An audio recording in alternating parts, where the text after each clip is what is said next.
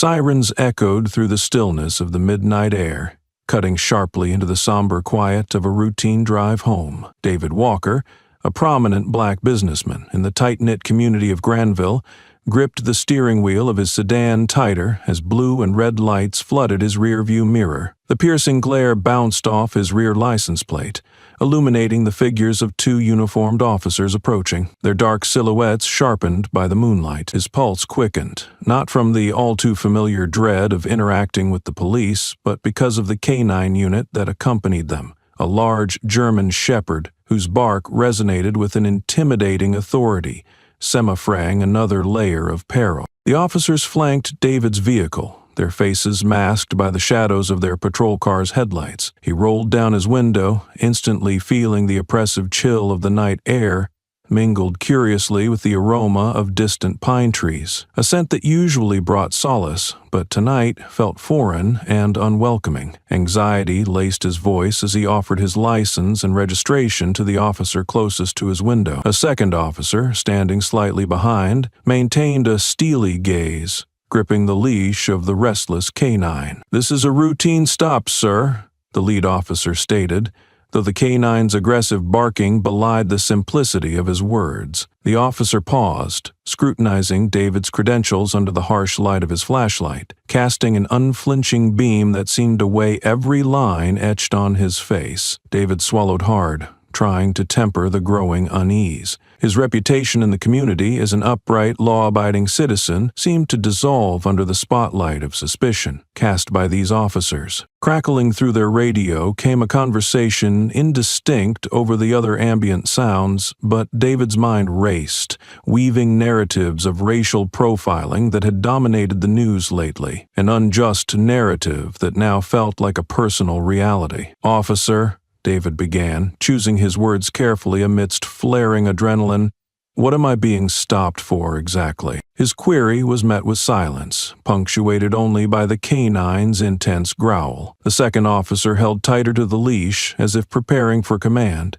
the tension so palpable it resonated like a taut string in the cold night air. David shifted sight slightly, spotting the nearby dash cam of the officer's car. It blinked rhythmically, a silent yet potent witness to the unfolding scene, its presence both reassuring and unnerving. A flicker of movement, the canine nudged forward, but instead of aggression, an unexpected calm washed over the creature that seemed to mystify even its handler. The dog's posture softened, ears perking as if reaching for a silent call. The handler's bewilderment was palpable, a fracture in the facade of authority, and for a moment, time stilled. The officers exchanged confused glances, breaking their rhythm of cool control. The interruption of the evident tension was profound. The canine, usually a symbol of intimidation, had shifted the stage with its unusual behavior, introducing an unexpected spectator's role within this all-too-common narrative of racial confrontation. Breath held, David observed the bizarre spectacle through wary eyes. The dog, with surprising gentleness, approached him, its previous snarls replaced by almost resigned curiosity. "He's never done that before," the handler remarked, surprise momentarily breaking through his veneer of indifference. Silence fell as the officers retreated slightly, reassessing the situation in light of this shift. David, in a mix of profound relief and bewilderment, felt a glimmer of hope as the dog continued to sit calmly by his side, a silent marker of tranquility amidst the chaos. Somewhere in the expanse of the quiet night, unspoken truths simmered. The incident had spontaneously opened a chasm between perceiver and perceived, where justice's indifference was held accountable by an unexpected ally. David's heart, albeit still anxious, dared to hope as the interaction took a surprising turn. It seemed the world, or at least this small corner, was watching with an unforeseen pair of eyes, raising a question about the nature of allyship and the courage it takes when facing injustice. The tension of the night seemed to lift,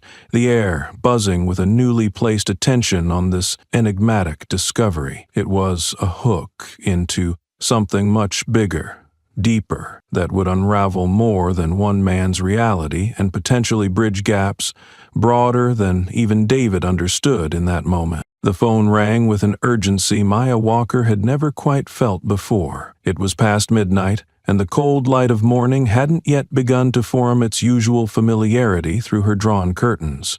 Usually, her father David's late-night calls were punctuated by brief updates or harmless reminders, mundane reassurances of a shared familial bond. But as she fumbled through the half-dark to answer, something about this night felt different, as if reality itself was hesitating to unlock the chaos it held. "Dad," she answered, her voice still laced with sleep. On the other end, there was a brief static rustle, followed by strained, shaky breaths that prickled her skin. Instantly alert, Maya's hand tightened around the phone, pulling her completely from the embrace of slumber into sharp, unforgiving clarity. "Maya, I need you to stay calm." David's voice drifted through, each word a careful, deliberate choice, as if avoiding the ripcord on chaos. The moment stretched longer than seconds allowed, every syllable heavy with gravity. "Calm." Maya couldn't suppress the tremble, her tone hitching with a rising wave of panic. A fear once analogous to fog, now sharpened into crystal clarity. "Dad, what's going on?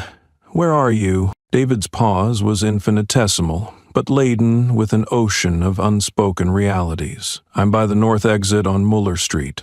It's the police. There's been a situation." The word police cueing urgency in her mind, knitting lines between headlines she'd skimmed over and stories half heard on the 6 o'clock news. David continued, describing the confrontation with the canine and its strange act of defiance. As Maya toggled between relief at her father being safe, wonder at the dog's unexpected intervention, and growing frustration over yet another instance of injustice marking their lives. She felt the wash of different emotions, anger, relief, altogether consuming, each emotion inviting the next, none offering any resolution. Determination flared in her chest like an igniting match. "Stay right there, Dad. I'm coming," she declared, slipping into shoes and grabbing her purse, her mind already assembling the necessary steps.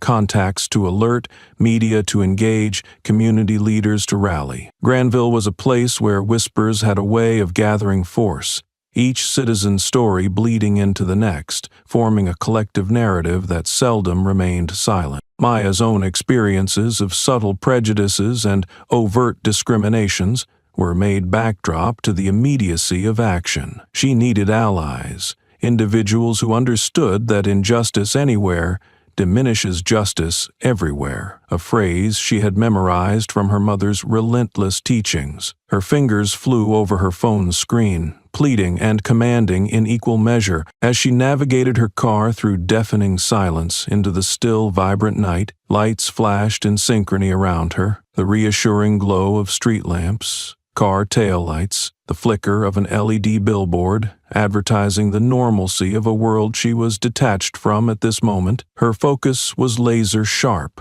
In her mind, a plan unfurled, layered with concrete steps toward gathering support for David, combining strategy with immediate action. She thought of her father, in his 50s now, but still a monument of strength through sheer convictions. David Walker was more than respected. He was practically a beacon in the community, aligning dignities with actions that now lay vulnerable beside a foreign path drawn by prejudice. As Maya's car pulled closer to Muller Street, the stark outlines of the patrol vehicles came into view, their lights pulsing with escalating familiarity. Breath steeled and resolve clutching at the margins of restraint, she parked nearby, stepping out into stillness fragmented by occasional yells and barks from far beyond. Her heart pounded, a drum beat matching her purposeful stride as she approached. She spotted her father beside the car, appearing calm, a statue of poise amidst the turmoil,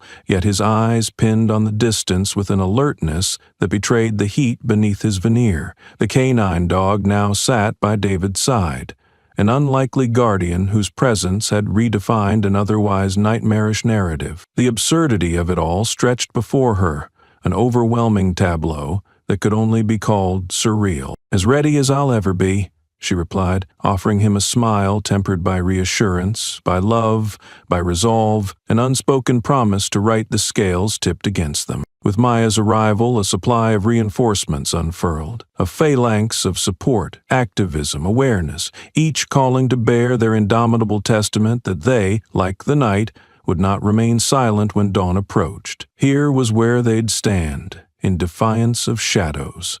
Word spread through Granville like an unchecked wildfire, each spark igniting conversations of outrage, solidarity, and determination. By midday, the community hall was a tempest of energy, its seats filled past capacity and an overflow forming outside its brick walls. The air buzzed with a unified purpose, a resolute demand for justice and transparency, fueled by the deeply personal narrative of their very own David Walker. Inside, the room felt alive with the symphony of voices. People of all ages, backgrounds, and professions offered united breaths and intentions. Among them, community leaders, activists, educators, and local business owners set aside daily grinds to carve out a path that could reshape the narrative of law enforcement interactions in their town. At the center of this gathering was Maya, crystallized in her role as her father's advocate.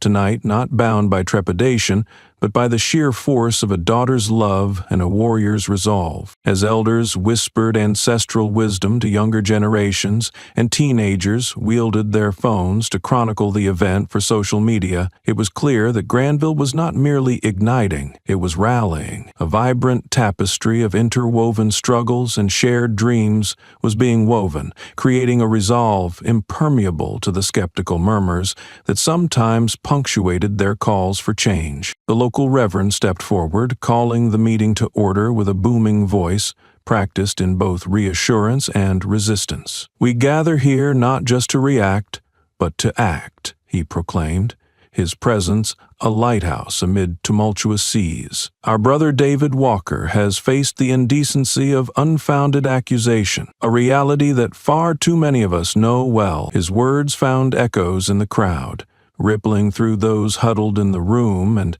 spilling into those lingering along the back walls, hungry and attentive. Maya stood up, feeling the weight of what was to come, but buoyed by the collective's unwavering gaze. The story unfurled from her lips, her encounter as David's intermediary, the phone calls piercing that quiet night with distress, and the improbable intervention of Rex, the canine. Each word was a brushstroke, painting injustice and resilience as two halves of their emblem, gathering strength with every detail shared from her account. "We're here not just to recount what happened to my father," she addressed them, projecting her voice to stretch across the room and into infinity, "but to ensure it doesn't happen again.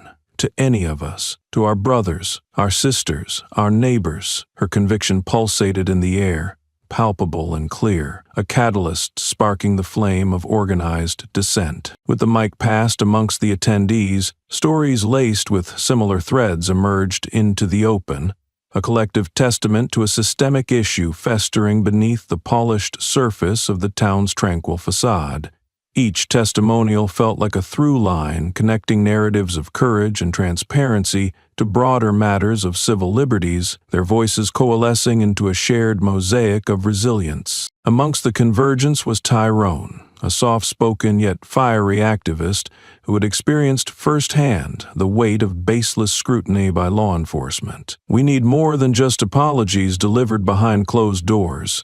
There needs to be structural change, accountability," he declared, inciting calls of agreement as he candidly shared ideas on transforming processes, on breaking down the walls infused with implicit racial bias. More than just rhetoric, there were actionable steps laid out, plans for a petition demanding thorough investigation into the police force's conduct, outlining protests, letters to elected officials, and a draft proposal demanding transparency in training and police conduct. The initiative seamlessly wove into a strategic stance, diverse, multifaceted, and straining against the suppressive status quo. Media presence amplified these voices, local cameras capturing candid reflections and resolutions as journalists sought to decode this initiative for a wider audience. One particularly inquisitive reporter spoke to Maya, asking her most pressing question. What do you envision as the definitive goal of this gathering, of this movement? Maya paused thoughtfully, her focus unwavering as though staring into tomorrow. I envision a society where justice has no prejudice, where protectors protect all,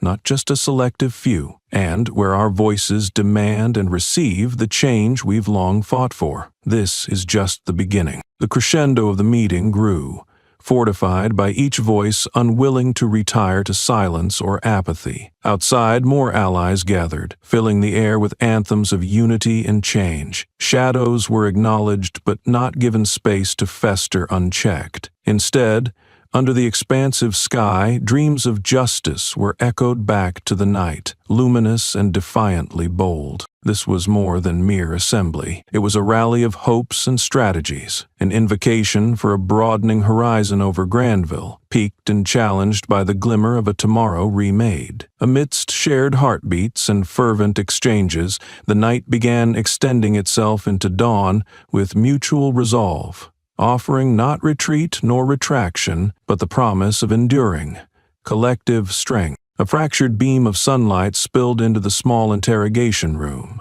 tracing a line across the shoulder of Officer James Blake as he sat, arms crossed, staring across the desk at the police chief. Chief Henderson, an imposing figure with creased features that belied a weariness shaped by years of service, fixed his gaze on the handler's expectant eyes. The police station hummed with an energy that felt both expectant and unnerved, a tension that even the seasoned officers could sense in the air. "We need to talk about Rex," the chief began, folding his calloused hands together on the desk in front of him. The dog, usually a tool of law enforcement efficiency, had now found itself at the center of a swirling narrative, one larger than any room they could contain it in, a narrative that was piercing through the fabric of their everyday order, stirring the depths of public consciousness. James shifted in his seat. The uniform he wore felt tighter under scrutiny, under the chief's measured gaze and the unpredictable circumstances that had unraveled because of one unexpected act of defiance by the canine he trusted so implicitly. Rex, the once fearsome enforcer of directives, had become an inadvertent hero, stirring emotions and triggering debates far beyond mundane duties. "It was an instinct,"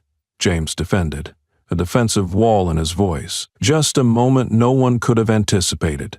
Hell, I didn't anticipate it. There are those who think otherwise, who believe that this dog sensed something we as officers missed," Henderson noted, a trace of curiosity inflected in his words. "It's an unusual situation, Jim, and unusual situations demand unusual solutions. I don't believe in fairy tales," James responded with skepticism, though deep down he wasn't entirely sure. The chaos that ensued in that brief, climactic moment last night refused to settle into any logical pattern. Rex's behavior was unfounded. For a dog trained to respond with precision, unpredictability was almost unheard of. The chief leaned forward, weighing the moment with the patience of a man used to controlling outcomes. "Yet here we are, caught in one," he offered, the edge of doubt light but persistent. "What I'm wondering, and what the town's wondering, is why." James hesitated, contemplating a response that went beyond the procedural,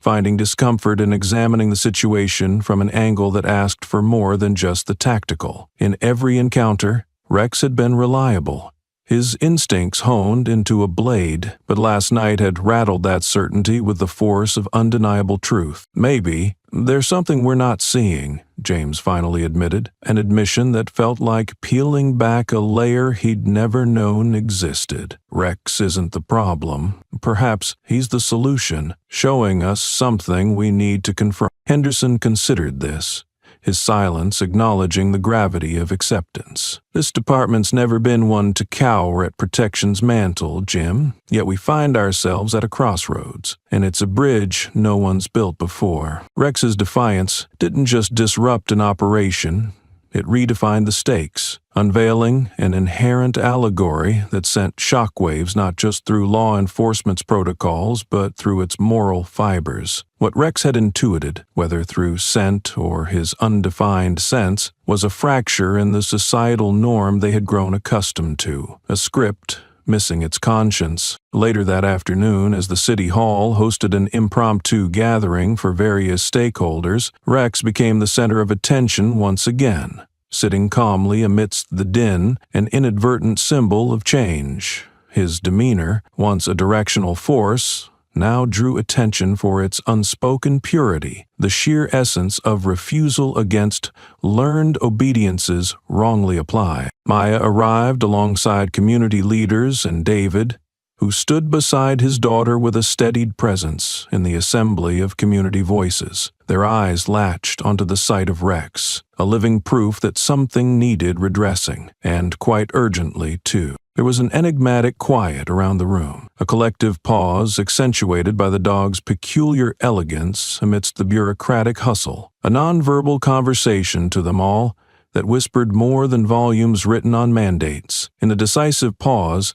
a unity emerged clandestinely, transcending authority figures and bleeding into spectrums of trust, weaving together an intricate tapestry of the past, present, and future. The noise of disagreement and agreement, the polarities of old systems versus new interpretations, morphed into their shared quest, a plea for justice that Rex had unintentionally embroidered onto history. In that moment, Rex had become more than a canine. He was a reassurance that change often comes from the most unexpected places, and the worth of justice begins sometimes in silence, sometimes in defiance that roars like silence. The presence of Rex, the canine, signified more than the whimsy of a moment. It posed a challenging rebuke of hidden biases, highlighting the potential of unlikely heroes in unraveling injustice, and perhaps therein lay the deepest recognition. Sometimes what they needed to see was what had always been there, waiting for a moment, an unusual moment, to beckon its acknowledgement forward. The sound of a gavel echoed through the tense atmosphere of the small law office, resonating with an authority that belied its humble surroundings. Lydia Kane, a rising civil rights attorney known for her relentless pursuit of justice and a formidable courtroom presence, sat across from David and Maya Walker, accompanied by a handful of community leaders. Her desk, piled high with case files and legal briefs, bore witness to numerous battles fought for those silenced or ignored by society's skewed scales. "Here's how we approach this," Lydia began, her gaze unyielding, reflecting the resolve that had already catalyzed monumental changes in her career. "We move forward with filing a lawsuit not just against the officers involved, but targeting the department for systemic issues of racial profiling and misconduct." The room listened,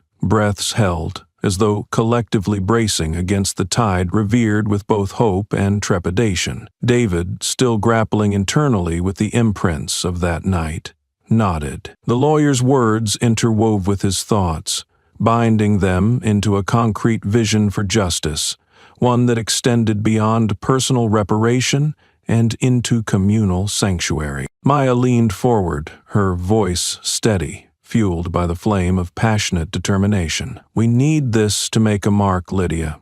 Conversations are everywhere, news channels, social media. There's a movement brewing, ready to explode if we focus it correctly." Lydia smiled, a fierce kind of pride in her expression. "I've seen the coverage. This incident with Rex adds a unique element we can leverage. It's not often a canine becomes an ally in these narratives. The dog alters the perception of intent on both sides." As words of strategy and logistics filled the room, Lydia outlined their next steps with precision born out of experience. The lawsuit would not only draw public attention, but pierce the veil of processes that had long needed public scrutiny. The stage was being set for an intricate dance where every move, calculated, deliberate, pursued an unyielding justice imbued with accountability. In anticipation of potential hurdles, Lydia addressed David directly. "David, you'll need to be prepared for this to draw intense scrutiny, not all of it positive.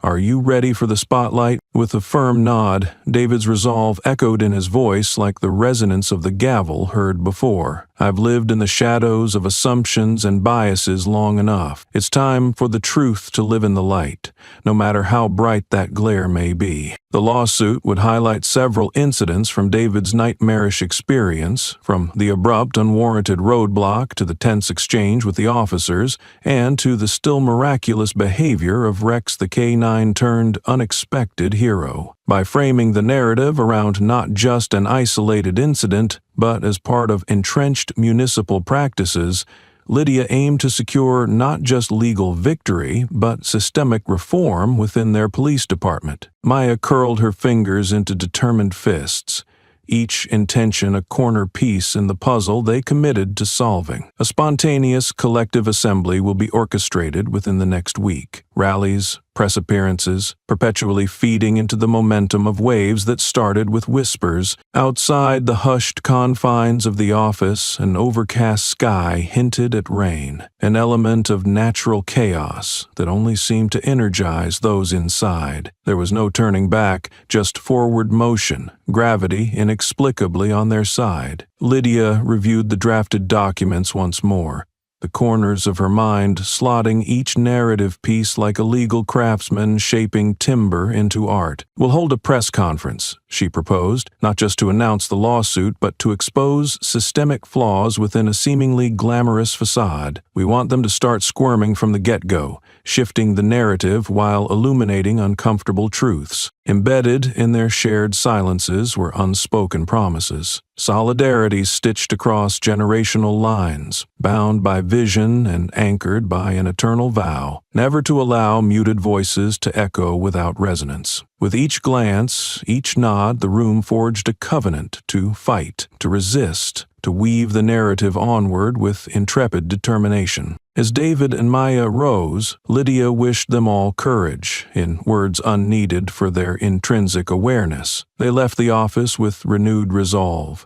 melted into a tactical embrace where hope and justice formed twin beacons guiding the journey that had only yet begun. The city, with its quivering rain-damp air, felt like it was holding breath, awaiting precipitation of change. An infringement had turned into an impetus for constructive revolt against depraved norms. And, as the enigmatic presence of the K-9 looped into consciousness, symbols translated action, the lawsuit and the subsequent appearances would sculpt paths for those disillusioned, weaving promises of agency reclaimed, justice restored. In the Sumerian space between verdicts waited truth, raw, undeterred, and waiting merely for the voice, the dedicated voice, that fearlessly called its name. Chief Henderson sat in his office, the morning light slicing through half-open blinds, casting striped shadows that danced across his desk. The office bore the weight of many years of service,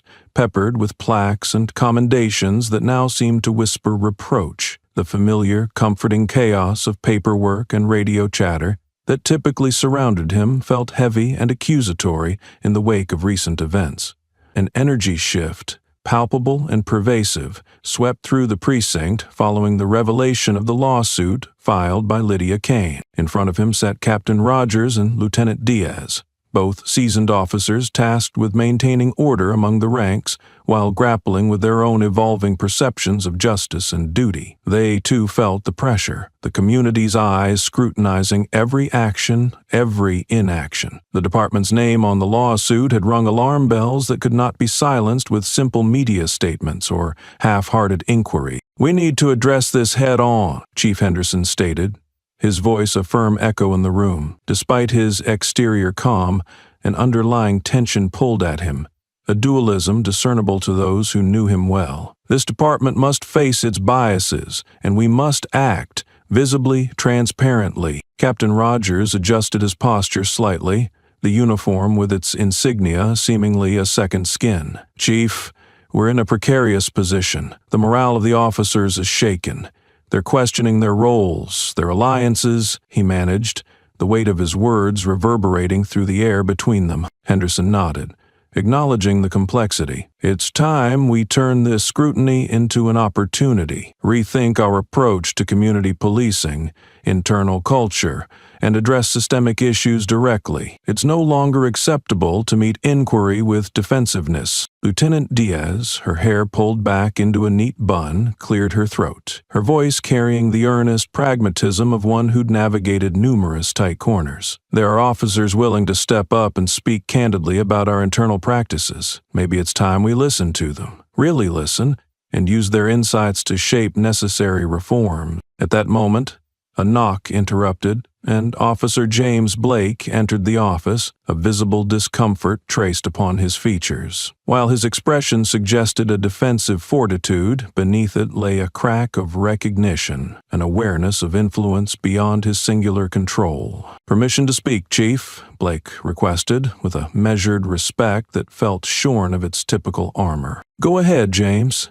Henderson granted, a subtle nod inviting the dialogue that just days ago would have felt impossible under the tight constraints of protocol. "Rex's actions," Blake started, searching for the right phrasing amidst a sea of uncharted introspection, "they've made me reflect on our receptive abilities, our instincts. Maybe it's not just about obeying orders, but understanding them. Might be time we train ourselves in listening to cues, instincts, perhaps even questioning entrenched conditions." Henderson's eyes softened slightly, acknowledging the bravery in Blake's words. "What we're witnessing here, Officer Blake, is the collision of learned behavior with intuitive understanding. It's uncomfortable, yes, but also incredibly instructive. We're under scrutiny by those we swore to protect and serve, a test of integrity that defines us anew." Silence filled the room, a seismic shift settling into the foundations of the station. The vulnerability shared among the officers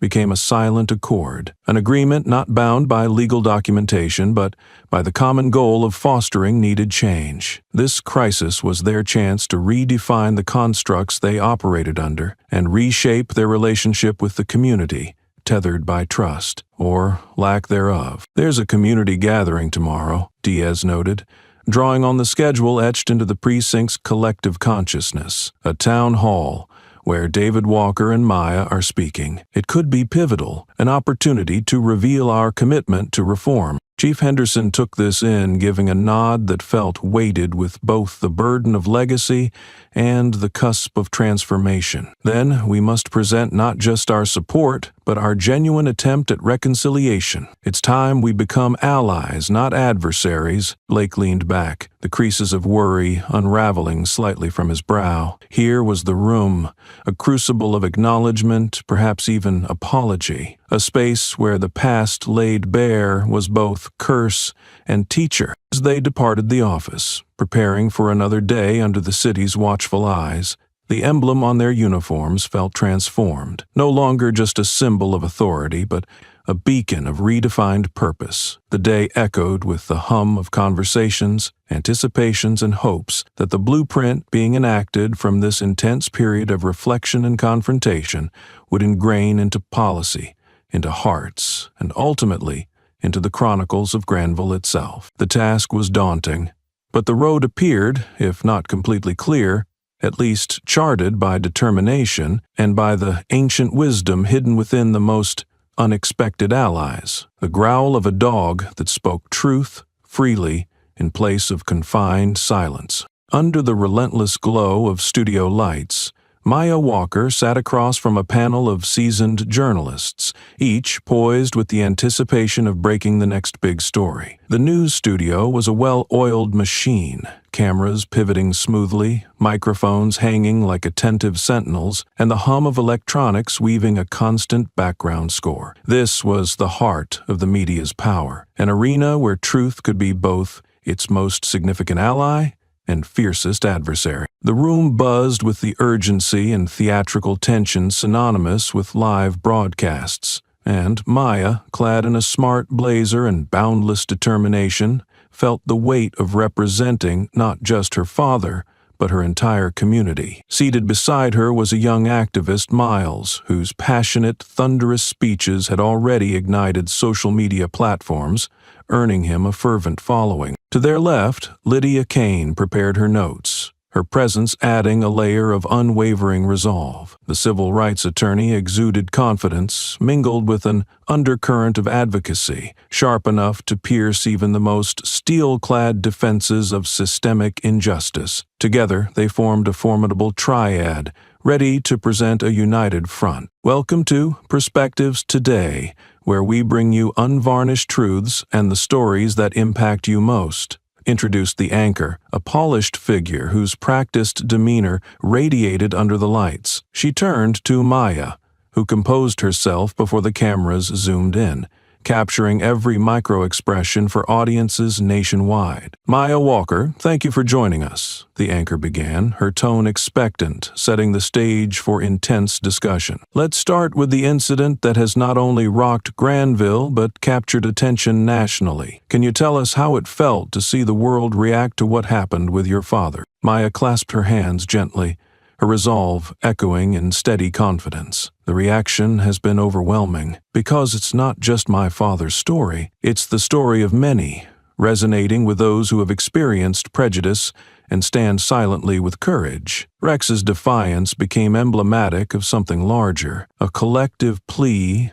and a call to action for real change. Miles interjected, his voice carrying the impassioned cadence of a preacher igniting a congregation. This isn't about a single incident. This is about challenging the structures that uphold discrimination. The media has the power to amplify these voices, giving life to our demands for accountability and transformative justice. Their words flowed with a clarity that reverberated through the studio, reaching an audience that stretched far beyond Granville's borders. Lydia leaned forward, her legal acumen cutting a stark figure amid the emotional tides. We have filed for a lawsuit, bringing these issues into the legal arena. By doing so, we demand transparency, and we seek to dismantle the veils of ignorance shielding deliberate bias. The anchor nodded, steering the conversation with practiced inquisitiveness. Your town's police department has also come under fire. How do you feel they are addressing these concerns? Maya paused, and the silence bore a mix of contemplation and restraint before she answered. We've seen promises. What we need are actions.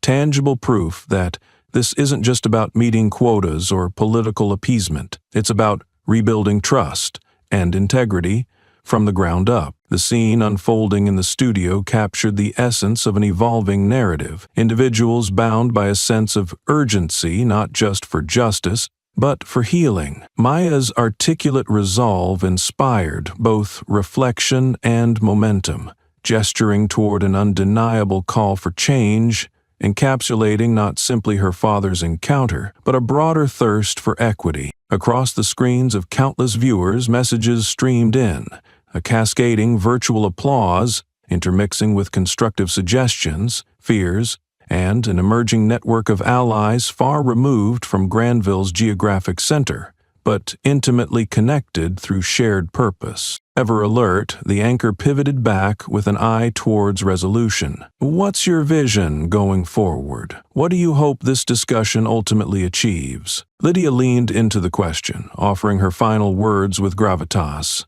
a summation punctuated by a hopeful compass. Accountability, change, healing. We press forward not just for one man, but in advocacy of all marginalized groups. This is more than hope. It's a promise we renew with every step we take toward dismantling prejudice. As the live segment drew to a close, the energy within the room shifted from heightened intensity to reflective resolve. Each participant understood their role within the expanding story, a story that became not just a headline, but a movement marked by collective progression wrapped in the fragile yet unyielding fabric of human rights advocacy. In the dimming glow of post-broadcast, with the din of the studio slowly retreating, Maya exchanged glances with Miles and Lydia, three conduits of relentless hope whose journey was far from over, but whose steps remained tireless and determined. Their narrative expanded, translating words into future advocacy. Beyond the lenses stood the challenges, unyielding yet surmountable, shaped by courage that knew neither end nor retreat. only perseverance woven with the promise of ultimate justice. The door closed behind him, and David Walker found himself enveloped in the familiar, comforting surroundings of his living room. Yet, despite the trappings of normalcy, the soft, inviting couch, the family photos steeped in memory, there remained an underlying current of unease that threaded through the space like an uninvited guest. He sank into his favorite chair, a well-worn refuge over years of late-night ponderings and early-morning inspirations. Its fabric held stories he cherished, but tonight it cradled a man battling invisible forces that threatened to drop shadows on his every effort to restore peace. The weight of the incident pressed on him, an ever-present silhouette at the corner of his existence. It had pierced through the routines of daily life, fraying the edges of his normally steadfast optimism. His mind replayed the scene in relentless cycles, blue and red lights flashing, authoritative voices locking him into the reflexive stance of defensiveness and dread. And then there was Rex, the K9, whose unexpected calm had begun to sow a new narrative amid an atmosphere crackling with tension. Maya entered quietly, bearing a tender strength in her expression, a mixture of concern and determination to tether their anchor in the waters they were navigating. She filled the space with warm tea, its aroma weaving into the air like threads of solace, and settled beside her father, her gaze a fierce promise of solidarity. "Dad, how are you really holding up?" Maya's voice pierced the quiet with the precision of familiarity, gently but firmly pulling him toward the truths nestled deep within. David sighed and looked at Maya, appreciating her unwavering spirit, a fusion of youthful vigor and deep-rooted wisdom. "It's hard, Maya. Even at moments like these, when all feels calm, I'm standing on edge, waiting for a storm." "You're not alone in this," she reminded him, reaching over to squeeze his hand lightly. "What happened wasn't just an attack on you. It's galvanized a movement, a call for change that everyone, from community leaders to regular folks who believe in justice, has answered." In the wake of the lawsuit and the attention it attracted, David found himself grappling with public scrutiny, layered upon personal struggle. The community's support had been powerful, but had also turned a spotlight on him, one that magnified every whisper of self-doubt, every facade of strength. His eyes wandered to the photographs arrayed on the mantel, snapshots of shared smiles and past victories, reminders of resilience that took shape over a lifetime, built and rebuilt through adversity. "There's comfort in seeing what has sustained us," he mused aloud, nodding toward the collection. Maya followed his gaze, recognizing the stories each image told. "These are our foundations, Dad. They're the roots holding us steady even when the ground feels like it's shifting." Her words were a balm, soothing yet invigorating. They worked like a mantra,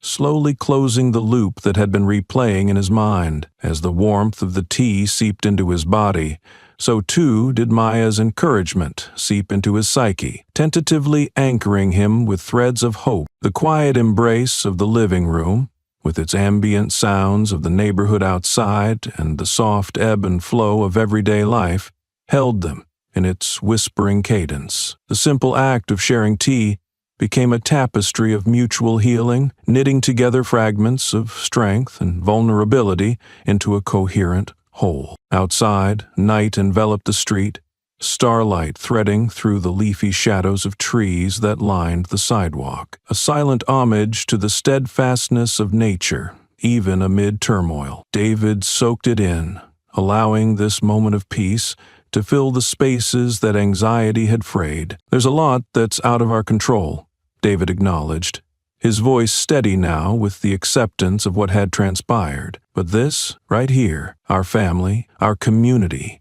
the unwavering pursuit of right is where true change starts. We don't bow to fear, we harness it, transform it." A small, knowing smile tugged at Maya's lips. "Exactly. We've faced challenges before, and we'll face them again, but this time we hold the narrative. We write our story." The night stretched onward, enveloping the father and daughter in its quiet, daunting embrace. David felt the gradual return of poise, built upon the small moments of resilience, the whispered affirmations shared within these walls. As Maya quietly sought her own repose, he remained, contemplating the narrative yet to unfold, born from defiance, threaded through with justice. There was no simple path forward, no clear-cut finish line. Yet, in the invitation of midnight blurred with soft resolve, David discovered something precious, an unwritten page waiting to bear witness to the dawning of a better chapter. Holding on to that promise,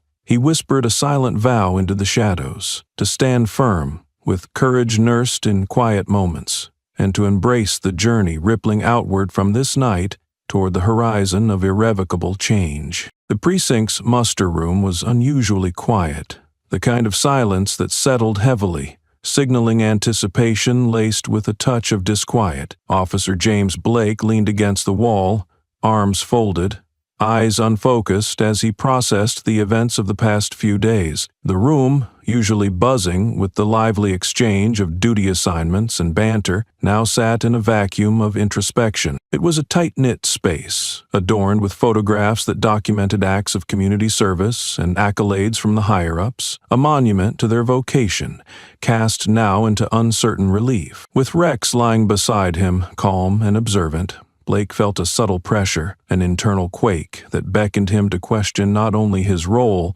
but his core beliefs. The dog's steadfast presence, so confidently defiant in its act of misunderstanding, had catalyzed a change in him that he struggled to articulate. Lieutenant Maria Diaz entered, her frame silhouetted against the bright hallway lights. Her expression was set, authoritative yet empathetic, a woman who understood the unyielding, silent battle fought by those sworn to protect. She acknowledged Blake with a nod, inviting him to follow her into the adjoining office. "Close the door, James," Diaz instructed, motioning towards the chair opposite hers. Her desk was cleared, a symbolic gesture that invited candidness. "We need to talk." Blake took a seat, the leather creaking under his weight, a stark sound against the hush that enveloped them. He had known the lieutenant long enough to recognize moments of gravity in her demeanor. "All eyes are on us now," Diaz began pointedly, each word a deliberate scaffold. "This isn't just about procedures anymore.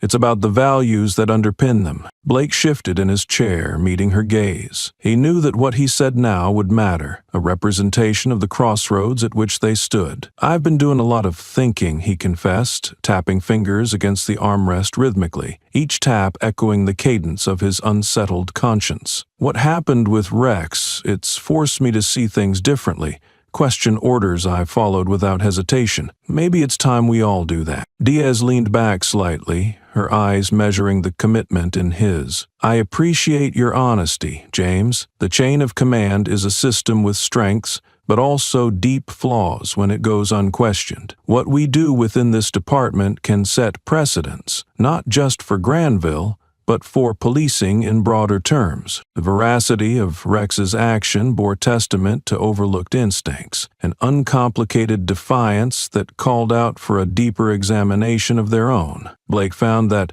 amidst his identity forged in the rigidity of protocol, there now pulsed a tender resilience. "Wishful for change," Diaz continued, her tone softer, as if sharing a secret between confidants. "Listen, I've spoken to Chief Henderson about initiating new training programs, ones that focus on community engagement and empathy, forging relationships rather than friction. We need officers prepared not only to uphold the law, but to recognize and dismantle the biases they've inherited." It was a forward-thinking strategy, a remedy brewing amid unrest, inviting a narrative beyond disappointment and into the realm of repair. Blake felt a stirring of gratitude amidst growing apprehension. "I'd like to be part of that," he admitted, with a sincerity that cut through the murkiness surrounding him. Diaz smiled faintly, gratitude creating its own echo. "I was hoping you'd say that. I believe you and Rex can be integral to this change." Perhaps he saw what we didn't, acted without our burdens of doubt. In that moment, the room felt less like a holding cell and more like the threshold of reinvention. An understanding passed between them, an unspoken accord to nurture seeds of transformation sown in adversity's wake. As Blake rose to leave, he felt the subtle shift in the air, a wind of hope tempered by resolve. Rex padded beside him, the four-legged creature who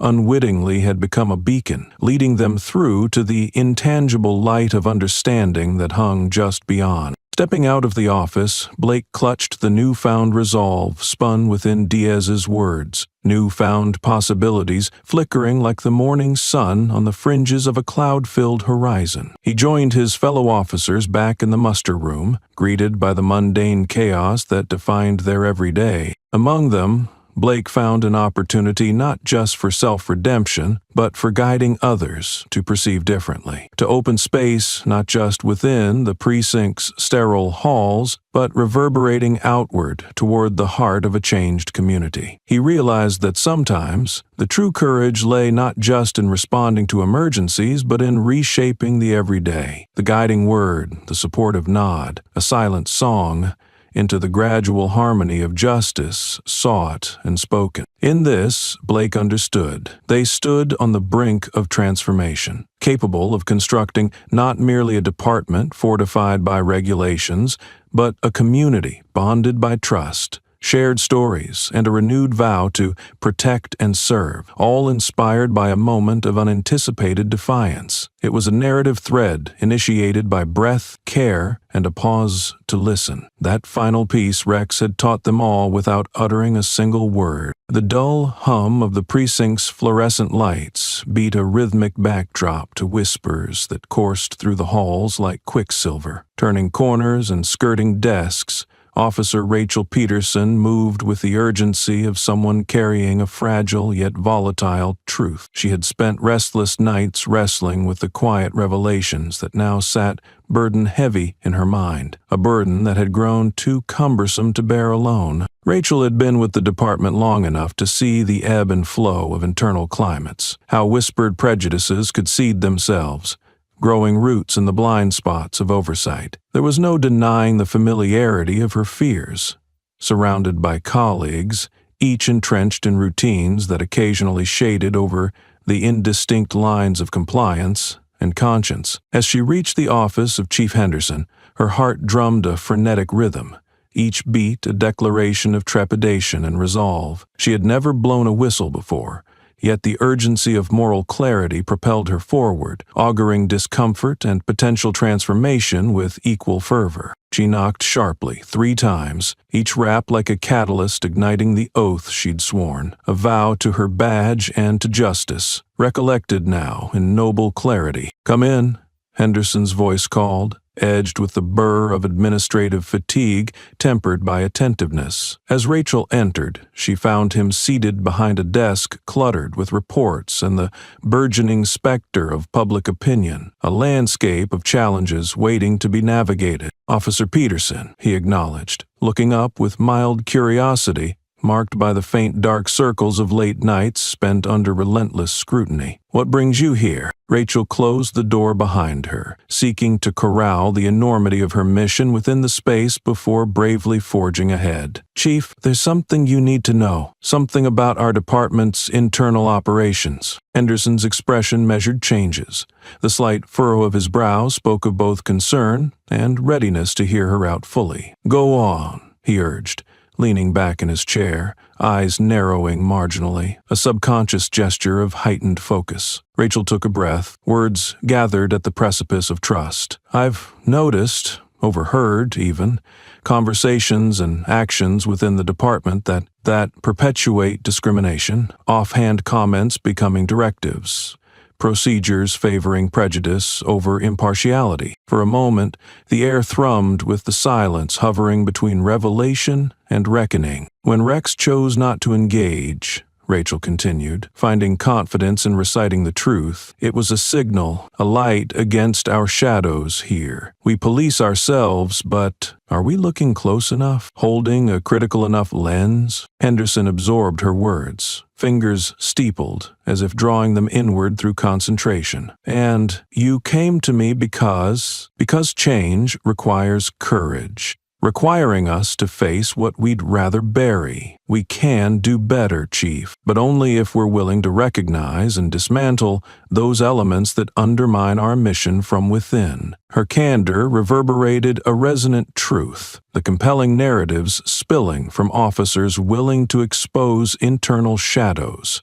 Though never simple, the need for transparency transcended dogma. It was the unflinching lens needed for growth. You realize, Henderson began, his voice a calm countermeasure against her passion, that what you're suggesting will challenge many? It's a groundwork-shifting proposal. Rachel met his gaze, unwavering. I realize that, but I also believe it can save us from ourselves, from clinging to a past that chains our potential for equitable service. Henderson nodded, an unspoken sharing of gratitude and agreement transmitting in the stillness. Then let's not bury this. Let's start by listening, acknowledging, then rebuilding. I'll support you in creating a framework for voices within the department to share concerns openly without fear of reprisal. Rachel's shoulders under their badge-bearing fabric felt lighter in that instant, uplifted by the promise woven between every acknowledgement, each intention to kindle honest reconciliation over artificial compliance. The conversation with Chief Henderson was just the beginning, a ripple that would expand into a mirror reflecting their collective conscience. With direct knowledge channeling into action, Rachel departed the office, securing a conviction that there was a pathway, however fraught with difficulty, leading forward. Life amidst the precinct's static buzz continued, officers moving through their daily rituals intermingled with the prospect of meaningful progress. What had begun as intangible discontent was now shaping into hopeful accountability, a reclamation of integrity beneath reluctant introspection. The doorway Rachel had pushed open to truth was inviting others to grasp its handle, seeing each not as an overburdened gatekeeper, but as custodians of the values they chose to wield. Only now, as a coalescing storm of purpose ushered change, did Rachel truly appreciate what Rex's instincts had unearthed: fidelity to justice unyielding,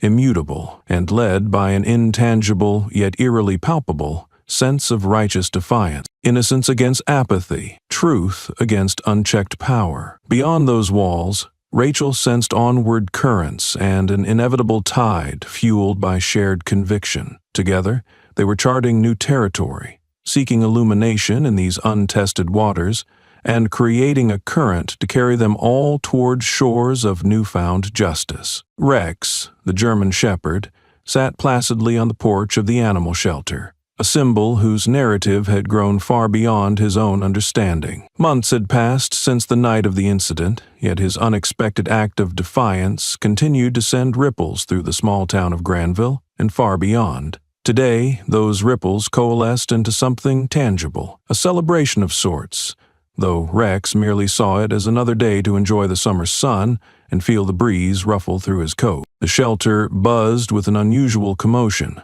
Volunteers hurried about, setting up stalls, hanging banners that read, "Honor of the Unexpected Hero." Journalists arrived, assembling equipment with practiced efficiency, their lenses focused on capturing the entry of Rex into public consciousness as a symbol of change. It was an event that bridged community activism with broader aspirations, a narrative string tugging at the heart of systemic chasms they sought to close. As Rex basked in the sun, unaware of his role in this human tapestry, children gathered around with giggles and peanut butter treats, his intuitive kindness drawing them like a magnet. Their joy was infectious, embodying the event's spirit, a celebration of shared humanity and its capacity for growth, even from the paws of a creature whose actions defied training manuals and bridged divides. In this lively gathering, David Walker stepped forward, his figure now familiar to those chronicling tales of persistence and justice. The months had shifted something in him, an introspection turned outward, invigorated by advocacy that echoed through his life as both memory and mission. He approached Rex with a warmth mirrored by the weather, crouching low to let the dog's keen gaze meet his own. "You never cease to amaze, buddy," he murmured. scratching the area behind Rex's ears with an affectionate touch. Rex responded with a gentle nudge, a silent acknowledgement bonding them in an understanding uniquely their own. Nearby, Lydia Kane positioned herself at the podium set for the occasion, ready to harness the moment's potential into words that would carry beyond physical boundaries. The crowd quieted, anticipation threading through the murmurs as Lydia's voice took flight. Ladies and gentlemen, today we honor actions that transcend comprehension, where instinct joined conscience to illuminate a path for us all. Rex acted from a place of pure intuition, challenging norms and inviting us to reconsider our definitions of allyship and agency. The assemblage listened closely, the narrative's echoes finding familiar resonance in the hearts of those who'd lent their voices to the cause born from that night. It was a tapestry woven with threads of justice, companionship, and an ever-vital dialogue between man and beast, expectations and reality. Lydia continued, "In Rex, we see the best of unexpected heroes. His defiance was not one of rebellion, but of reformation, offering a reminder that change can often begin where we least anticipate it. A sense of unity permeated the atmosphere, a communion of purpose that valued every witness to Rex's story, whether present physically or spiritually. This celebration was a culminating point, yet concurrently a genesis, a life stream of community ready to forge onward, with lessons learned. As the speeches drew to a close, with applause reverberating through the crisp air, Officer James Blake approached, also bearing witness to an animal's simple yet profound narrative. Since that night, both he and Rex had found themselves on parallel trajectories of redemptive discovery, each striving to redefine what it meant to serve and protect. Kneeling beside David and Rex, Blake reflected, humbled by the journey and emboldened by mutual trust restored. "He never stops teaching us, does he?" Blake mused, a slight smile creasing his features. "No," David agreed, sharing a conspiratorial chuckle allowed by Rex's oblivious demeanor. "Nor do we stop learning." They stood together in shared silence, experiencing firsthand the power of Rex's presence, so tangible in its simplicity, yet profound in impact. The shelter grounds, under that bright canvas of afternoon skies, marked a sanctuary of growth, a celebration of unity stitched through shared narratives. From that point, Rex's role evolved into an emblem, an ambassador for humility, understanding, and unspoken bravery. Those inspired by his tale found in it not just the story of a dog, but the ongoing narrative of a town shifted toward awareness and healing. As the echoes of approval accompanied Rex returning to his sun-drenched vantage point, shadows lengthening with the promise of sunset's tapestry, the awareness settled among the fields of Granville constant and true. Change rolled onward, pervasive and elemental, piloted by the whispers of secrets and actions, now unbarred by silence and unshackled by human constraints. Bridged by Rex's unexpected defiance, the community pressed onward towards endless horizons, a testament to action that need not be grandiose but sincere, awakening a dormant alliance between intent and instinct, aflame with an unyielding promise of a better tomorrow. The air buzzed with a rising fervor, alive with the chants and calls of a converging crowd. The streets of Granville, usually marked by the rhythmic calm of suburban life, now pulsed with energy, a unifying force propelling individuals into action. A protest had taken shape, a massive gathering pulling together people from all walks of life, each intent on weaving into the wider tapestry of advocacy and reform ignited by recent events. Above them, hand-painted signs waved with messages scrawled in bold strokes. "Justice delayed is justice denied. Listen to our voices."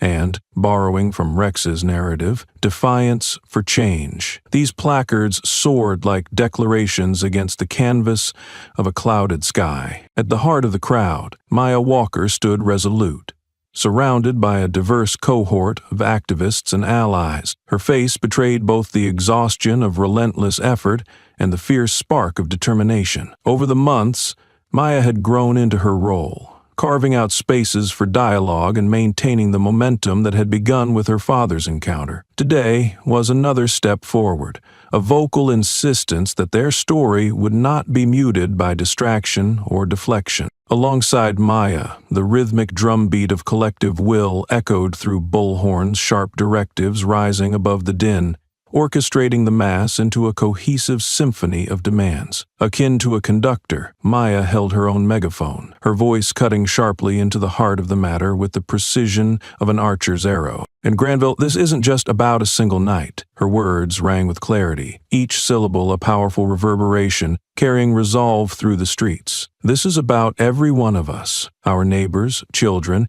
and communities seeking justice without prejudice. The crowd responded, a swelling agreement as voices intertwined, amassing into a single poem of intent, adamantine and unyielding. From a distance, Lydia watched, feeling the accumulated passion of those gathered flood into her consciousness, a tide that emboldened her spirit. She had guided legal legacies, yet here she stood as another torchbearer of activism. The lawsuit had initiated the opening, but this, a physical, vocal presence in numbers, showcased the heart of the movement. Nearby, Officer James Blake stood amongst those charged with maintaining order, a uniformed presence resonating with its own silent statement. Since the pivotal decision to align action with introspection, he'd been encouraged to participate within boundaries offering protection, without conflict. Today's participation was a reflection of his new role, not in opposition but in aligned hope. As protesters marched,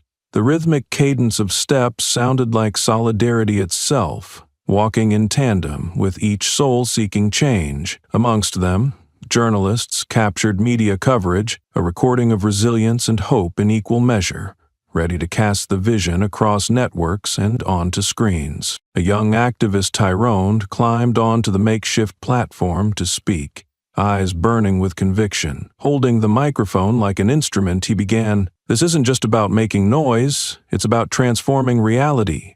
His voice carried, striking against the surroundings with the potency of spoken truth. "We're here to disrupt cycles that have ruled with silence and to embolden justice from within." The crowd responded with cheers, punctuated by the sound of clapping and the steadfast rhythm of feet on asphalt. It was an overwhelming symphony, composed of thousands, a testimony to their enduring commitment. The work was only beginning, each individual part of a greater whole requiring recognition, effort, and unwavering belief. Maya turned to Blake, meeting his gaze across the swell of protesters.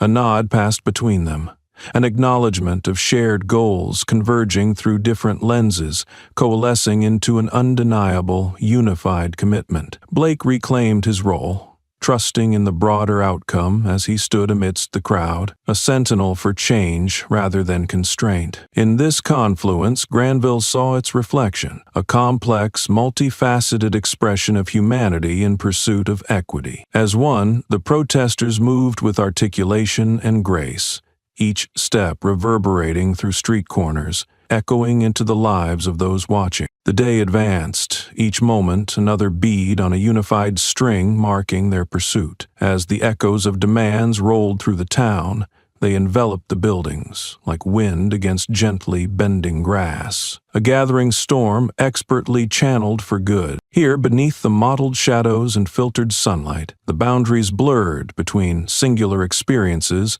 and a collective quest, defined not by differences but by an ever-widening circle of inclusion. Together they declared their intentions under the resolute grace of a movement in motion, hinting toward an inevitable horizon where justice rested waiting, patient for the final approach. So finally, as the sun dipped low into the horizon, offering a soft, lingering glow to the enduring vigor, the protest dispersed, but the momentum did not wane. They left not only echoes on the tarmac, but also imprints in the heart's shelter, whispering promises to continue until the work was complete. In unity, they channeled both quietude and resolve, one step steadfastly merging into the next, onward in the pursuit of the yet unrealized promise, a staging ground for the new dawn forming. In the nooks and crannies of Granville's public library, where stories past and present intertwined, an investigative journalist named Carla Pierce sat hunched over a mountain of documents, eyes tracing lines on weathered pages. Her pursuit had been relentless, driven by an unquenchable thirst for truth, a truth that had remained buried under layers of administrative veneer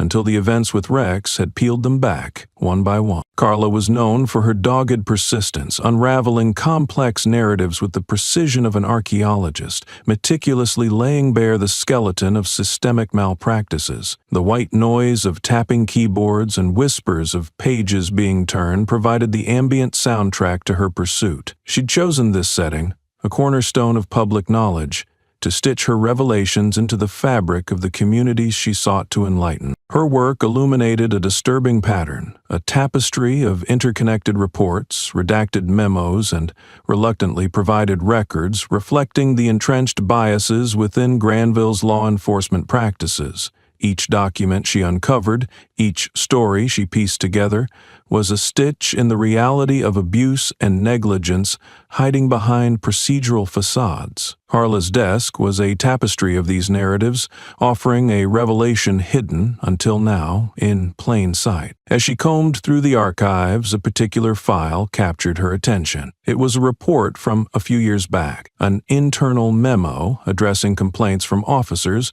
who had voiced concerns about the unspoken biases influencing arrests and daily conduct. Those complaints had been quietly set aside, their voices dulled under bureaucratic weight, removed from disciplinary records and personnel reviews. Carla's heartbeat quickened, a drummer setting pace into the expose unfolding. She could feel the potential of such revelations shatter through complacency, igniting public awareness to challenge acquiescence, long deemed invulnerable. This was the heartbeat of breakthroughs, discovery being transformed into advocacy. Taking a deep breath, Carla pulled out her digital recorder, her face illuminated by the cool glow of the library's lamps. Today would be about more than data. Today's work would ensure those silenced voices gained amplification. Positioning the microphone, she prepared to dive into the narrative, uncovering how Rex's instincts had scratched the surface of a deeper issue haunting the town. This is Carla Pierce, reporting on an investigation into Granville's police practices that have quietly perpetuated racial injustice over years of operational oversight. Hidden within archives of indifference lies the truth. Let's unravel it together. She spoke into the device,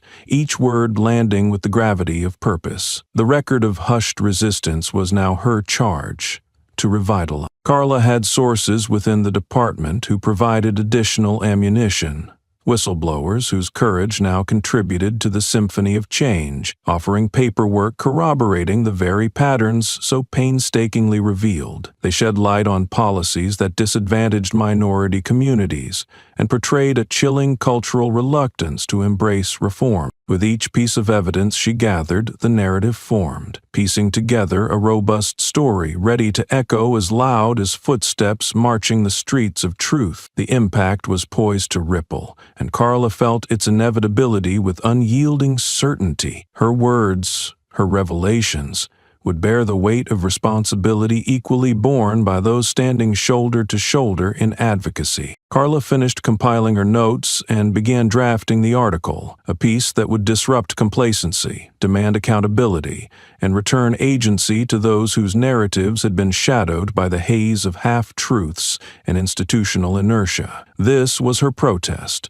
her contribution to the canvas of reform painted by the stirrings of her town's defiant hero. Outside, dusk began to blur details into shadow, the library's vast windows framing a world transformed by those willing to challenge its darker scripts. Carla wrapped her work, meditative in the understanding that she too was bridging the gap between silence and the cry of change. The unity of cause beckoned beyond her solitary pursuit, an articulation of hope pressing resolutely forward. In these pages, the people of Granville would find revelation, a reflection illuminating the dark corners of their familiar landscape. As Carla sent the finalized article to her editor, she exhaled, a breath resonating the journey from helplessness to empowerment, knowing that today's revelation heralded tomorrow's revolutionary dawn. The ripple would turn into a tide, a testament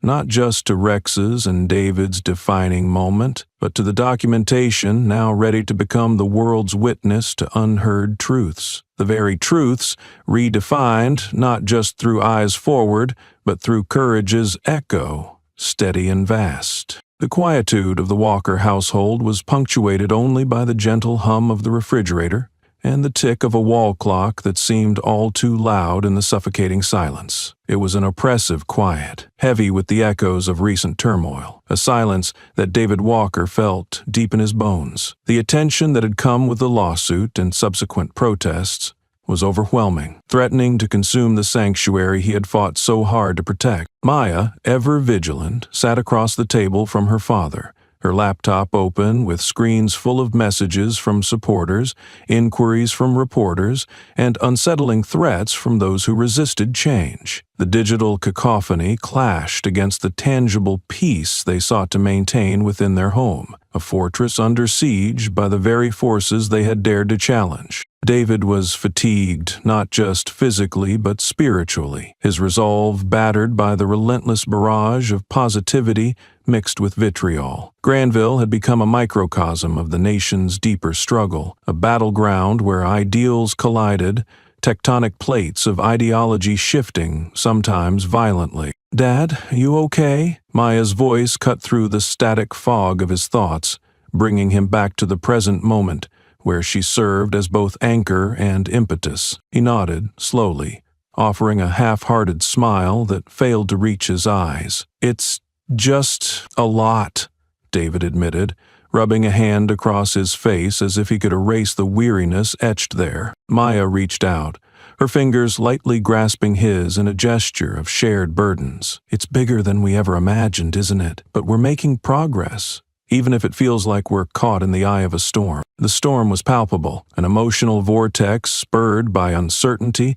and the unfamiliar landscape of their lives suddenly thrust under public scrutiny. The threats, though unbidden, were insidious, planting seeds of fear threatening to take root if given space. "Progress comes with sacrifice," David mused, quoting words he'd encountered in his youth, now ringing with the resonance of lived truth. "But it's hard, Maya, hard to see the light when shadows feel so entangling." His admission was raw, filled with vulnerabilities often left unspoken but ever present, lurking within the folds of courage, forced to confront its own trembling reflection. In the stillness of their home, this acknowledgement breathed life into the connection binding them, a tether strong yet strained. Refusing to let doubt fester, Maya rose from her seat, moved to the side table, and retrieved a small, worn box. Inside lay a treasure trove of family photos and mementos, each bearing witness to the life they'd built,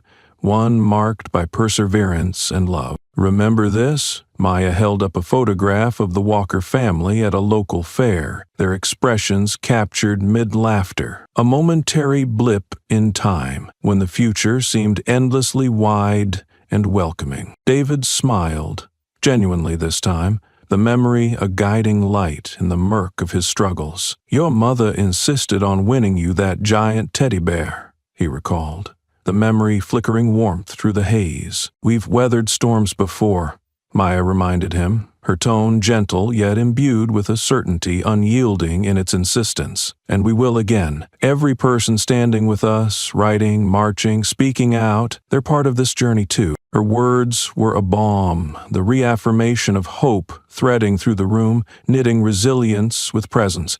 Each breath in and out another act of resistance. David found solace in this moment, a reminder that while shadows loomed, they could not devour the light burning within. Meanwhile, from the perimeter of their community came whispers of support swelling into declaration. Dozens of notes and messages from friends, neighbors, and strangers who sensed the fight extending beyond one family, one incident. They voiced gratitude, shared personal stories, and offered gestures of solidarity, realizing the interconnectedness sewing their lives into this grander narrative. Maya returned to her laptop, typing a response to the flood of connections. her presence online expanding the real-life touchstone she'd become within their movement. Each click acted as a digital handshake, an open embrace to those willing to stand for justice. "I'm here, Dad," she vowed quietly, her eyes catching David's with the assurance of love tempered by action. He nodded, pride swelling within him like a quiet anthem. Together, they silenced the noise, focused on the tapestry of change unrolling before them, their part in its messy, beautiful creation, a testimonial to the strength found in unity. And in the heart of Granville, despite the weight of the struggle defining the very air they breathed, the Walker family rediscovered what lay fragmented beneath the static, an unshakable truth born from solidarity, undaunted, irrevocable, and fiercely hopeful for tomorrow's promise. Their power lay not merely in solitude, but in the multitude of voices they amplified, echoing in the resolve they now claimed as theirs. As dawn's first light spilled over the sleepy town of Granville,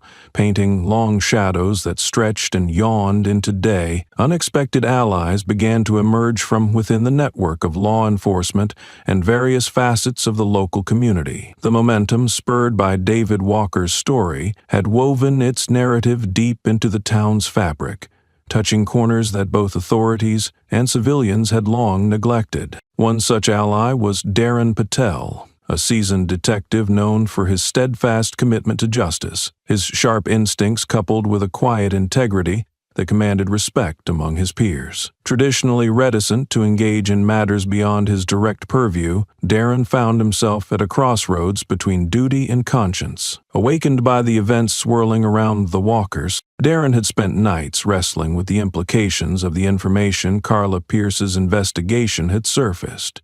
Reading through her findings, the documentation of systemic biases and whistleblower testimonies brought a sharp focus to murmurings he'd sensed but never openly acknowledged. The internal memos, glossed over procedures, and quiet dismissals of concerned voices became tangible ghosts serving as a wake-up call. Deciding to act, Darren reached out to a network of colleagues within the department who he knew shared a similar discomfort, though previously dormant. The quiet conversations that unfolded in break rooms and over late-night reports during shifts now intensified into a more substantial call for reform, a ripple extending from their hearths to every station within the precinct. "I've been on the force long enough to know when something stinks," Darren confided to Susan Mitchell, a fellow detective known for her analytical brilliance and moral conviction. They stood in the hallway of the precinct, a place ironically less public and more revealing. "This isn't just oversight we're dealing with. It's an ingrained culture of neglect." Susan nodded, her intuition compounding his revelations with her own encounters. Instances brushed under command's directive that now pulsed with life under their collective scrutiny. "The silence has only bred complicity. We pretend not to see when it's right there. The Walker case is the catalyst we've needed to spark overdue change." Their quiet resolve grew energy as word spread. Policing wasn't just about upholding laws externally, but nurturing righteousness internally. Their engagement with David's plight and the wider movement turned their initial hesitance into determination, recognizing that their voices would matter in rebranding the very identity of their workforce. Meanwhile, in the heart of Granville, Mayor Elizabeth Hahn, her authority often perceived as ceremonial, found herself galvanized into action. She'd monitored the unfolding circumstances, initially believing her role to be one of moderation. However, the groundswell of civic mobilization transformed her perspective from passive to proactive. She approached the town council, advocating for meaningful discussions with stakeholders from grassroots organizers to law enforcement officials. An intersectional dialogue poised to thread through public consciousness. During one such meeting, she addressed a collective of judges, educators, law enforcement representatives, and community leaders. Her tone was deliberate, each word a building block toward a bridge of understanding. "Granville isn't immune to what plagues our nation at large," she began, her voice resonant with firm determination. "In fact, we're emblematic of it. Our job here isn't to placate, it's to transform, to lead by example, and that means listening actively and acting decisively. Her appeal resonated with her immediate audience. Participants responded with suggestions for policy changes, highlighting areas where the community could advance both relationship building and justice administration. Efforts were put in motion to enhance training focused on empathy, prejudice reduction, and cultural competence, an educational wave marking a new beginning. Within the precinct, Detective Patel implemented informal workshops that encouraged officers to confront biases and acknowledge past errors. These sessions, raw and eye-opening,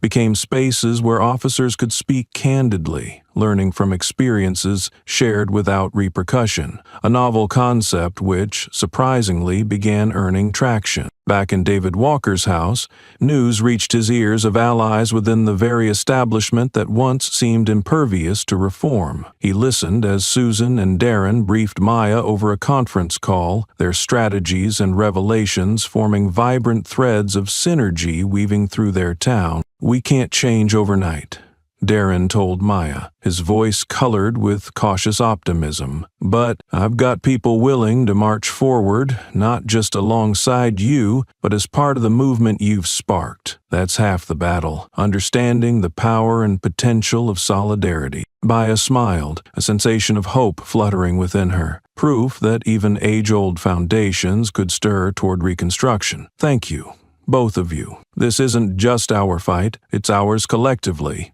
And your support means everything." Together, in the light of renewed purpose, these unexpected allies embraced their roles in dismantling the archaic systems obstructing progress. Each action, each alliance, forging a passageway toward a fairer, more just world. Their emerging kinship stood as evidence that justice isn't always about being right, but about striving toward what's right, recognizing the subtle distinctions between the two, and acting upon them with courage, steady, informed, and unwavering. Granville, with its ordinary facade, emerged as a beacon, a heart of change wherein allies of justice found common ground to tread, ensuring that beneath the skin of tradition surged a flow of hope indivisible. The town hall was packed to the rafters, the air electric with anticipation and the collective breath of a community brought face to face with its own crossroads. Rows of folding chairs filled the space, with latecomers standing along the walls or leaning against the polished wood of the back wall. Between them, a tension thrummed, sometimes unspoken, sometimes voiced, creating an atmosphere as charged as it was expectant. At the center of this human constellation sat Maya and David Walker. They were flanked by an eclectic mix of activists, officials, and local citizens, ready to engage in a spirited dialogue about the rippling aftershocks of recent events, not just in their town, but across the nation. A large wooden podium took center stage, framed by flags and local emblems that hung like sentinels above the proceedings. As the town hall meeting commenced, the lights dimmed slightly, and a local official stepped up to provide opening remarks. He was mindful of striking a balance between introducing the evening and leaving room for real conversation, a necessity given the diverse audience. "We gather tonight," he began, his voice magnified by the acoustics, "not only to discuss the events that have brought national attention to Granville,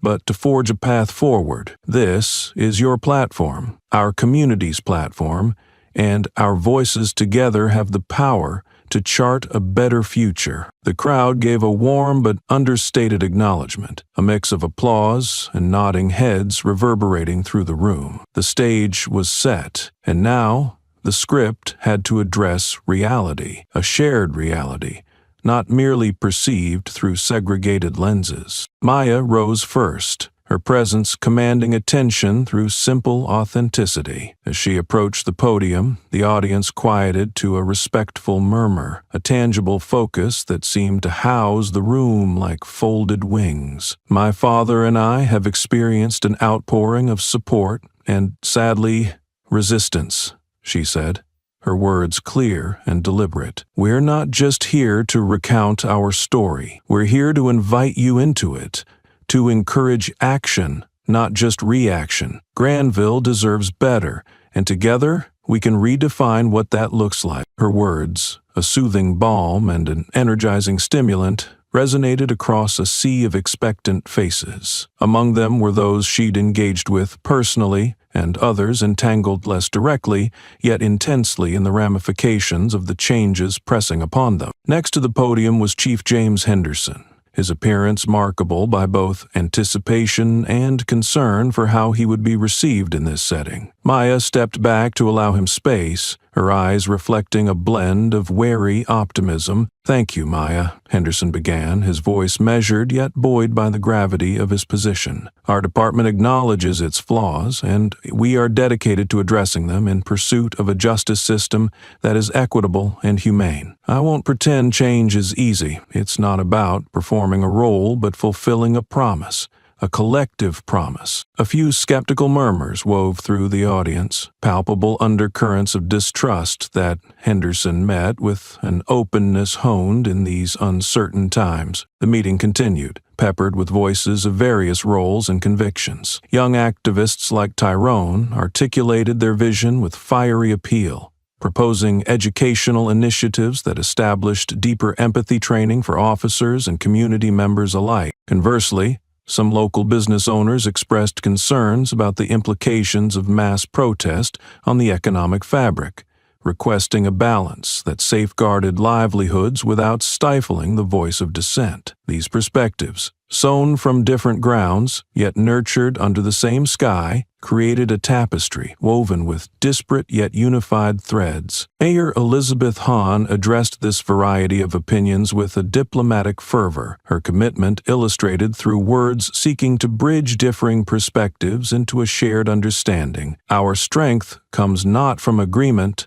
but from our willingness to engage despite disagreement, which is the true fabric of democracy," she proclaimed. From the back, Detective Darren Patel and Susan Mitchell exchanged nods, acknowledging the complexities around them as essential fuel for the shifts they sought. They knew divergent ideas weren't to be feared, but rather embraced as pathways toward dynamic resolutions. The open forum portion encouraged vulnerable, raw queries and explorations. Some questions jostled with discomforting realities, while others painted ambitious futures that had once seemed beyond reach. Gathered there, in shared ownership of the moment, they broke from the cloistered policies that had for too long defined the status quo. As the meeting's crescendo rose and resolved, a standing ovation unfolded, a chorus unearthing strains of hope from an initially daunting medley. The applause wasn't mandatory, but emerged organically, spirited,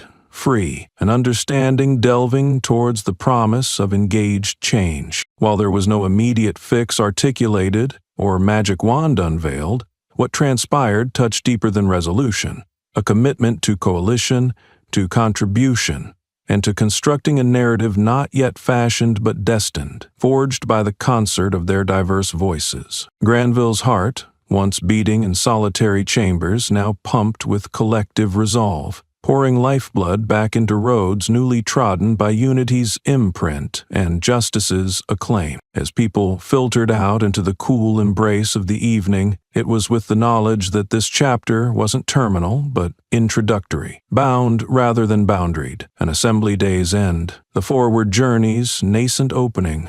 The day of the trial dawned with a heavy sense of inevitability, the culmination of months of tension, hope, and preparation. The courtroom was a solemn arena filled with the low murmur of conversations cut short as the clock struck the appointed hour. Spectators filled the benches, their faces a mosaic of expectation and anxiety, each individual a witness to justice finding its voice. The space, typically presided over by strict order and decorum, thrummed with the pulse of high-stakes proceedings. Reporters with an array of notebooks and cameras lined the back, ready to capture every moment of the legal drama about to unfold. The case had captured national attention, a microcosm of broader societal struggles unfolding within these walls. David Walker sat at the plaintiff's table, Lydia Kane by his side, her presence a comforting anchor grounded in legal expertise. Across from them, the defense team representing the police department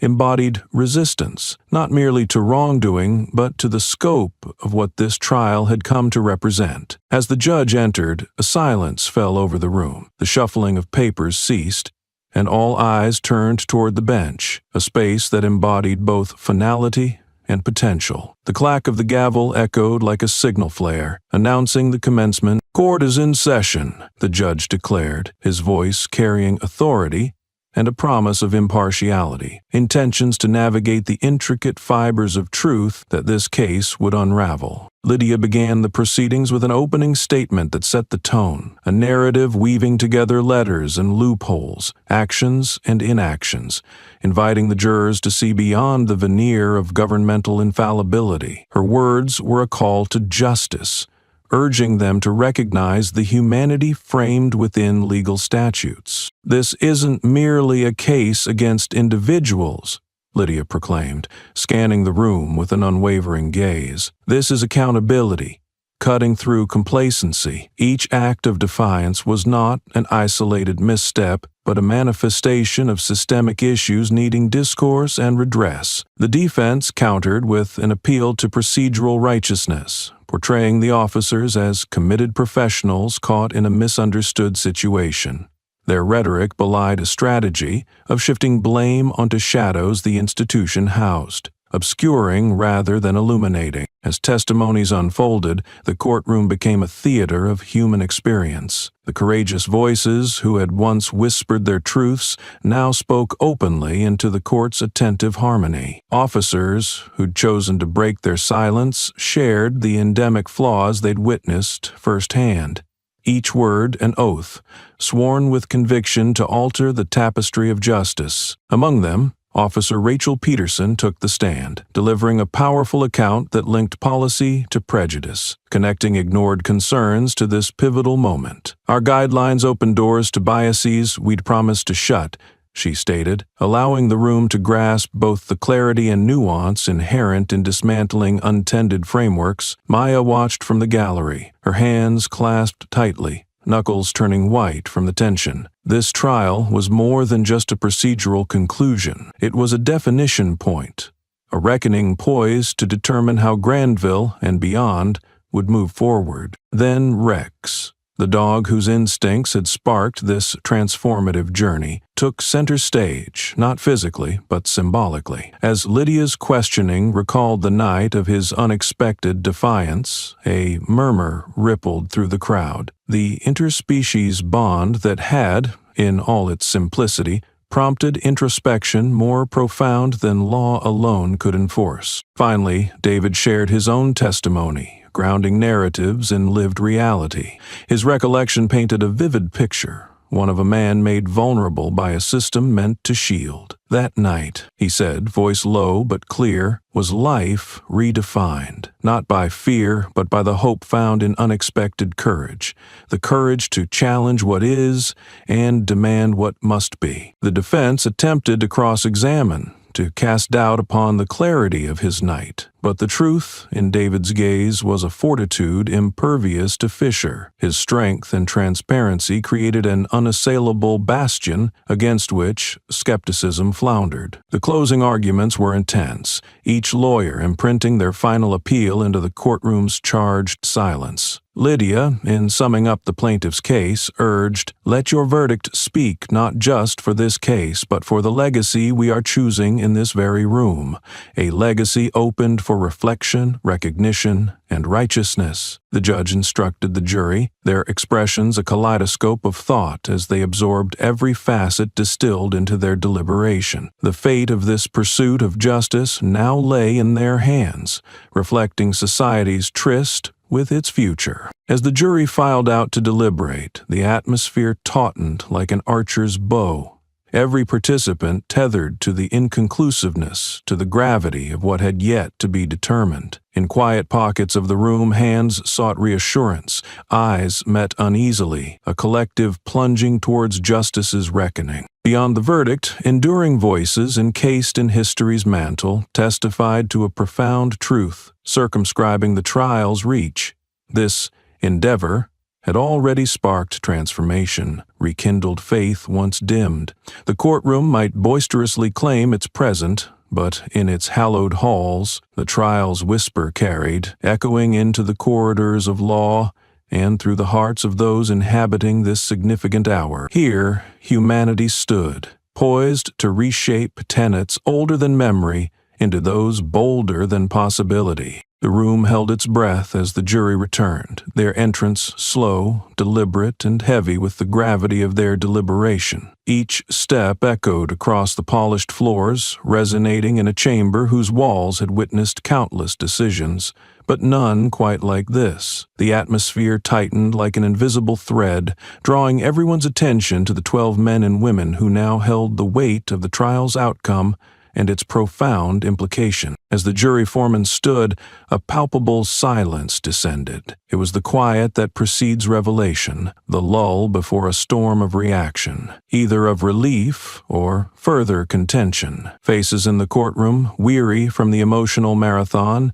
turned toward the enclosure with expressions that ranged from anticipation to dread. David Walker sat as still as the surrounding air, his eyes fixed on the foreman, while Lydia Kane, steadfastly beside him, placed a reassuring hand on his shoulder, a steadying gesture acknowledging the turbulent voyage they had navigated together to reach this moment. "We, the jury, find the defendant." The foreman's voice trembled slightly, catching the construction of silence around them. "Pliable on multiple counts of systemic racial discrimination and violation of civil rights." The room erupted, a collective exhale of relief and astonishment, tempered by the reality that this victory was but one paragraph in a longer story still unfolding. David's head tilted heavenward before resting in his hands, a mix of gratitude overwhelming his composure. Maya leaned over, embracing her father, tears of vindication tracing new paths down her cheeks. But it wasn't just a victory for the Walkers. Officer James Blake, seated among his peers, felt the verdict resonate through him, a ringing chime demolishing the barriers between silence and accountability. Surrounding him, officers absorbing the verdict displayed reactions that varied, yet the undercurrent was unmistakable. Change had announced its presence, and its permanence echoed with every tick of the courtroom's clock. However, amidst the tide of resolution rode an undertow of challenge, one embraced by law enforcement and the community alike, acknowledging that tangible, meaningful reform was only just beginning. After procedural formalities concluded, Lydia addressed the gathered spectators, reporters, and activists just outside the courthouse. Her voice carried over the assembled multitude, its blue note clear and rallying. "Today, justice has taken a substantial step forward, but our journey presses onward. We must remain vigilant, ensuring this is not the peak, but a foundation for broader equity." As David and Maya stepped forward, cameras flashed and microphones drew close, seeking words that transcended the immediate tableau and spoke to wider audiences glued to broadcasts and online streams nationwide. "Tonight, we've seen accountability," David began, his voice rough with emotion yet aspirational.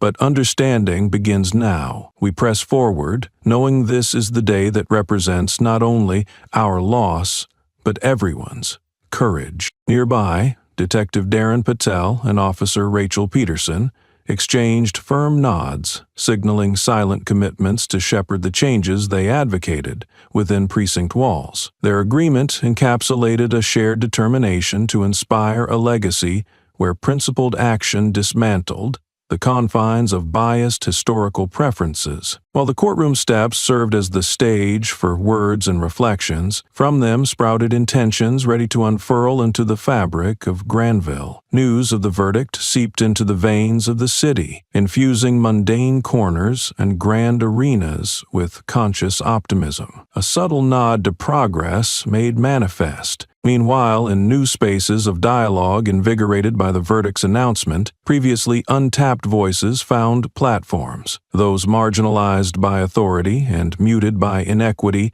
exchanged concerns, now ripe for engaging audiences. Their narratives poured into community meetings, educational seminars, and civil organizations that marinated them into reformative action. Amidst the dialogue, the paradigmatic shift triggered by the trial made its indelible mark, not only as a precedent, but as a tangible representation of systemic reform. Programs addressing implicit bias and procedural transparency, birthed from dialogues conceived in quiet resilience and louder protests, took root, fostering enduring change. Even as night spread its protective cloak over the streets of Granville, luminescent under streetlights, echoes continued a gentle conversation, a reminder that the reaches of justice now extended, claiming not victory, but shared connection with humanity's most compelling aspiration. Back within their home, David and Maya found themselves in the company of family and friends. They shared memories reshaped by the day's decisions, filled with expressions of profound relief, tentative joy, and enduring commitment. Unity described their purpose. Reconciliation became action aimed not just at temporary healing, but towards sustained equity. For the Walkers and their newfound allies, the verdict illuminated truths previously buried beneath entrenched perception, a beckoning toward the dawn forged by cohesiveness and moral courage, stitched in struggles endured and freedoms collectively seized. Through it all, nestled in the warmth of unfolding stories and shared hopes, revelation thrived, engendered not by solitary existence, but by continuity with tomorrow's promises, flowing brightly as hopes newly kindled, untamed by obstacles past, seeking grace amidst growth, always forward. A hush fell over the courtroom as Judge Olivia Trent prepared to deliver her closing remarks. The verdict had set the court and indeed the nation on a path towards addressing long-standing injustices. But now, as the echoes of celebration subsided, the focus shifted onto what came next. This judgment was not just symbolic, it carried practical implications that would ripple through Granville and potentially set precedents far beyond its borders. Standing, Judge Trent's gaze swept over the room, stopping briefly on familiar faces. Her expression was both stern and compassionate, the product of years spent balancing the scales of justice. Today's outcome was a personal affirmation of her commitment to these principles, a definitive stance against the issues obscured for too long by the shadow of indifference. In light of the jury's decision, she began, her voice commanding attention, this court will require comprehensive reforms within the Granville Police Department. These reforms will include the establishment of independent oversight committees, mandated sensitivity and implicit bias training for all officers, and an initiative for community involvement in policing strategies. A collective gasp spread across the court as the magnitude of the reforms hit home. Here was a ruling that spoke not only to the accountability of individuals, but also to the integrity of institutions. It was a mandate for systemic overhaul that embedded the aspiration for fairness directly into the framework of the community's future. Outside the courthouse, a crowd had gathered. News of the mandated reforms broke through their collective anticipation, generating a chorus of cheers and applause. It was as if the very air hummed with newfound resolve, each voice a testament to their steadfast advocacy and dedication. Among the onlookers stood Maya Walker, embraced by supporters who, like her, felt the weight of possibility unfold. Her eyes glistened with tears neither bitter nor entirely sweet, simply human. She looked to her father, David, who stood quietly amid the throng, a pillar amid chaos, his expression mellowed with pride. "The real work starts now," David said, speaking to Maya and those who huddled close. His tone resonated with a soft yet unyielding determination, a reflection of the dignity they've carried throughout the ordeal. Within law enforcement circles, the shock of the court's decision sparked immediate discourse. Officer James Blake met with his fellow officers, addressing the ruling's ramifications and the pivotal role they would play in implementing these changes. "Time to roll up our sleeves," Blake noted candidly, his words tinged with a confluence of realism and hope. We need to get ahead of this, not resist it. Our service needs to reflect the community's trust and the responsibility this verdict compels us to embrace. Meanwhile, Lydia Kane, savoring the culmination of efforts painstakingly stitched together by faith and perseverance, found herself immersed in strategic discussions with civil rights leaders. The verdict, and the reforms ordered as a result, presented a template adaptable to other communities, similarly entrenched in cycles of injustice. It's imperative,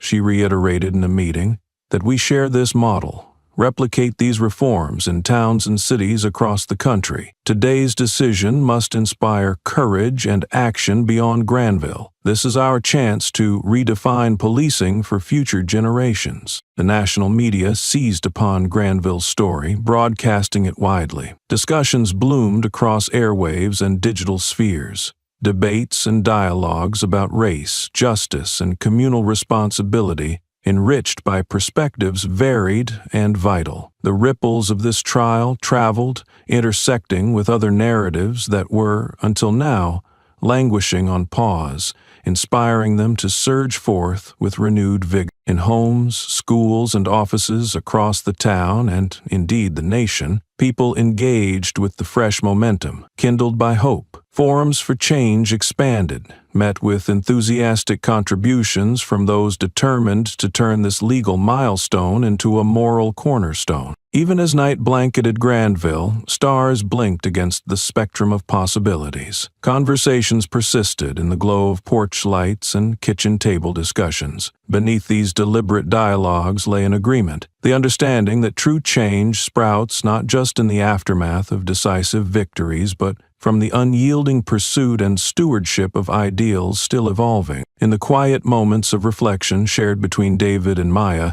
shadows of past struggles gave way to visions ahead. They were consummate travelers of this evolving landscape, carriers of a narrative at once intimate and expansive, projecting a light on a horizon, welcoming those willing to chant aloud for justice unending. Maya, David mused, his voice filled with wonder, yet seeded with an undeniable conviction. What we do from here matters, not just for us, but for everyone looking to us to keep leading, to keep believing the world can move forward. And they did. Together with their allies, some known, others unexpected, they would nurture the shoots of hope newly rooted in Granville, nurturing a tale spun together through shared courage and purpose. Here, among chords interlacing humanity and resolve, lay the echo of a truth newly realized, and eager for the tomorrows promised within reach. In this court's judgment, they didn't just see a verdict. They saw the beginnings of a legacy, a promise of change that was far-reaching, inviting all who heard its call to dare, to transform, and to persevere. The weeks following the trial brimmed with the peculiar energy of new beginnings, a cautious optimism tempered by the enormity of the work ahead. Granville found itself at a juncture where the echoing gavel became a call to craft the structures of a more equitable society, one piece at a time. In the spirit of this fresh start, the town organized a Rebuilding Trust community event, an initiative designed to bridge divides and foster dialogues that would cement the verdict's impact into daily life. Held in the expansive community park, under the shade of ancient oaks and the vast canvas of an ever-patient sky, it was an invitation for everyone to participate in the act of reconciliation and reinvention. David and Maya Walker were among the first to arrive, their presence both catalyst and binding force in this mosaic of change. They saw the event as a living testament to their journey, symbolic of the unity they'd helped forge among disparate voices and paths. Enthusiastic chatter punctuated the air as people gradually filled the space, resembling a painter's palette, a broad spectrum of faces, each color and character lending its own depth to the communal artwork. Stations were set up around the park, each designed to engage residents with various collaborative projects. There were tables laden with art supplies, encouraging participants to express their hopes and fears, while another hosted local chefs sharing diverse culinary delights, the universal language of flavor and fellowship. In one corner, a makeshift amphitheater had been erected for moderated discussions, where Rachel Peterson and others led guided conversations on policing reforms, civil rights, and community engagement. It was a place where ideals were not only heard but honed, embraced by ears both inquisitive and reflective. Detective Darren Patel stood by a gazebo converted into an information hub, where sign-up sheets for community oversight committees were rapidly filling with names. Interest in shaping the future was palpable, evidence of a populace choosing to be actively involved in crafting the space they inhabited. "Welcome," Darren greeted newcomers with enthusiasm, speaking to a small crowd gathered around. "We're here to listen, to learn, and to be better. The reforms we're implementing are a team effort, and we want everyone's input to make Granville a safer, more inclusive home for all." Perched on a nearby picnic table, teens clustered around Officer James Blake, who engaged them with stories that illuminated his commitment to bridging gaps and understanding perspectives different from his own. His conversion story wasn't lost on them.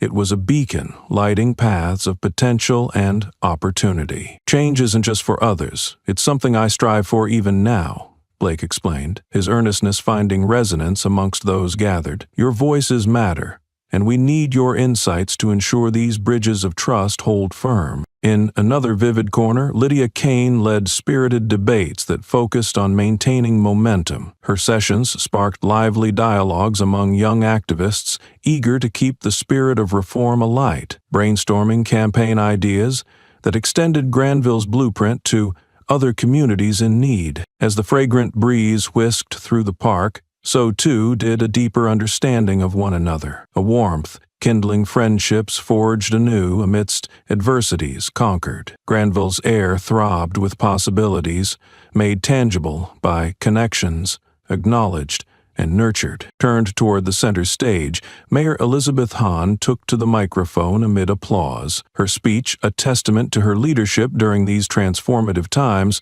sought to capture the day's spirit. "Granville, this day is not an end, but another beginning. Together we have started down a path toward healing, one built by inclusion, respect, and unwavering commitment to justice." Maya, standing among those whose smiles reflected transformative courage, surveyed the harmonious convergence unfolding around her, the steady rhythm of progress pulsing with life. This was Granville reimagined, a community intent on weaving together fragments of its past into a future resiliently hopeful. Turning to David, who observed with quiet satisfaction, she remarked, "This is what our efforts have always been about, Dad. Opening doors, creating spaces where everyone feels heard." Her voice brimmed with pride, acknowledging the role they played in guiding these expressions into view. As afternoon turned to evening, lanterns dotted the park, casting gentle glows that cradled conversations winding down, each beam a checkpoint on this shared odyssey toward fulfillment. And as voices waned, laughter lingered, a soft clarion sounding across lawns as families and friends began their journeys home. The Rebuilding Trust event ended with the same exuberance ignited at its inception, leaving behind footprints not of closure, but of promise, vestiges left within the soil of revitalized hope. Granville had taken a substantial leap forward, embracing reconciliation and reform, one conversation, one connection at a time. Here, beneath starlit skies honoring ancient oaths renewed, lay the resilience to pursue the enduring task ahead, a tapestry of community held together by dreams not easily surrendered, daring as they were, cradled gently, surely, in the arms of those resolved to turn intention into future reality. Following the event's closing notes, aided by the wind's song bidding the day farewell, a whisper persisted, quiet yet resolute as a vow, that said, "Simplicity cradling complexity, we move forward together." In the quiet aftermath of the Rebuilding Trust event, as the warm glow of shared hopes settled within the hearts of Granville's residents, David Walker found himself wandering through the town that had become a vessel of both struggle and transformation. The sidewalks, once commonplace, now carried a different weight, symbolic of the countless steps of resilience trodden by a community on the mend. The streets were lined with trees, their leaves whispering secrets of perseverance and change, their shadows intermingling with the streetlights, offering solace and reflection. It was here, amid the silence of an awakened town, that David grappled with the internal tumult fostered by his recent experiences. He reached the edge of the community park, where the remnants of the day's celebrations lingered, a child's forgotten scarf, a single balloon swaying in the night breeze. Standing still, David allowed himself to close his eyes and inhale deeply, savoring the crisp air that carried nuances of hope and renewal. The events had cast ripples through his life, demanding not just activity but introspection, a reevaluation of role and purpose that now began to crystallize. The turmoil of public scrutiny had been exhausting, yet beneath it germinated a robust awareness more than just a participant in this broader architecture of change. David sought meaning, personal and collective, in orchestrating and sustaining it. Maya joined him silently, her footsteps unhurried, as she matched pace with his contemplation. Two figures sketched against the twilight that blurred distinctions between their achievements and aspirations. Taking his hand gently but firmly, she offered a presence both grounding and aspirational. "Share your thoughts," Maya prompted, her voice tender yet carrying the weight of understanding. "I'm proud, Maya," David admitted, his words unguarded under the night sky. "But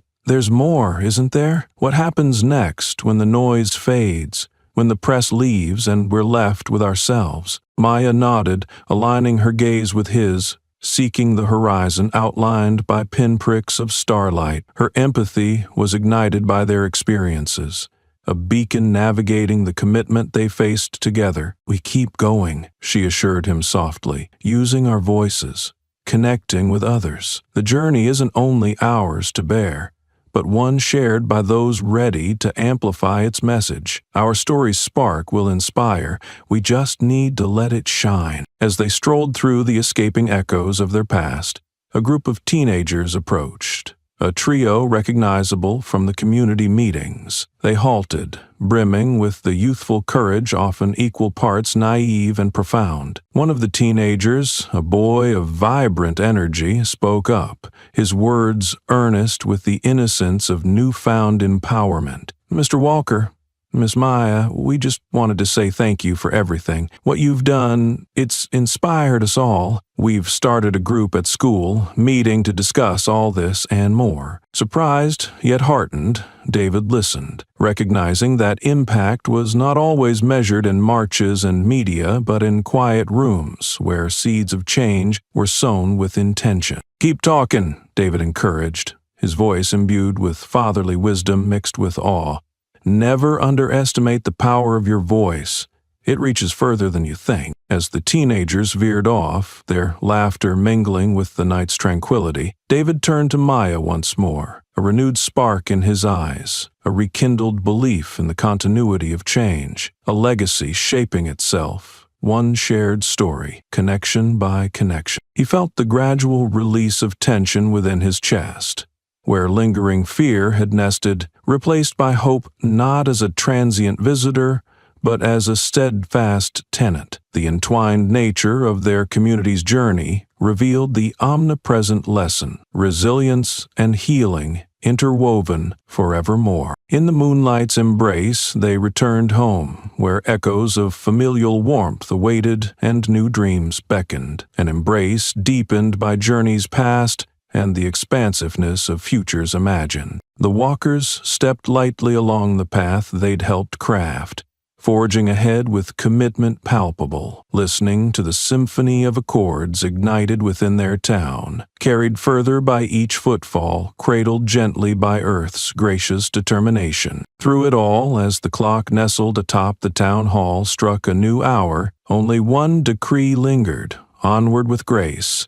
A community awakened to its potential, nurtured by unseen forces both subtle and extraordinary, tilled in the soil of tomorrow's dawn. Under the twinkling canopy of the night, Rex lay curled beside the fireplace in the Walker home. As the room filled with a gentle warmth, the sound of crackling logs whispered forgotten lullabies of comfort and security. In this serene setting, a newfound chapter unfolded as a testament to the indelible spirit of transformation, a contrast to the tumult that once marked their lives. Rex, the unlikely hero whose simple act had catalyzed profound change, found himself at the heart of yet another transition. After the trial had sparked national attention, offers began to pour in, from organizations wanting to elevate Rex to a symbol of extraordinary change, to educational initiatives aspiring to integrate his story into broader conversations about unity and courage. Yet it was the latest proposal that truly captivated the Walker family and their allies.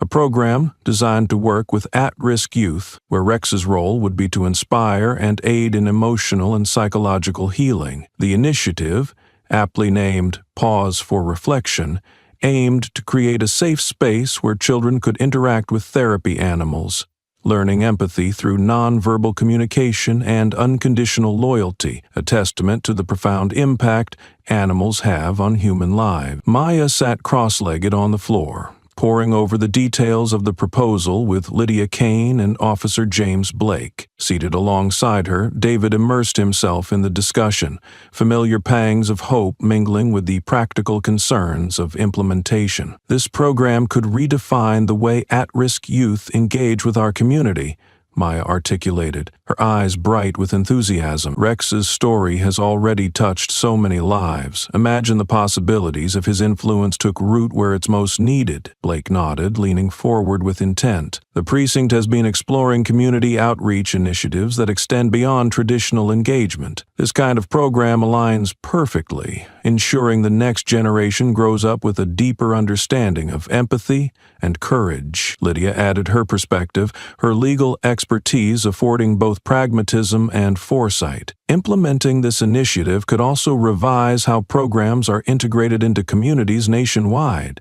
If successful here, we build a replicable model, an ever-branching tree of unity and growth. David, who had listened thoughtfully, shared a smile suffused with quiet resolution. The proposal resonated deeply within him, fostering ideas that honored not just his story, but also that of others quietly enduring their own battles. Rex's transformation from a mundane police tool to an emblem of inspiration was proof that new beginnings awaited those who dared to dream. The Walkers agreed to partner with local schools and counseling centers, where coordinated efforts would meld academic support with therapeutic interaction. They visualized a space vibrant with potential, a sanctuary where children could find solace and friendship of the benevolent kind, the low thrum of a dog's unconditional acceptance providing healing. Beyond logistics, there was another dimension to consider. Rex's acclimation to this profound change. David knew it to be an essential part of moving forward,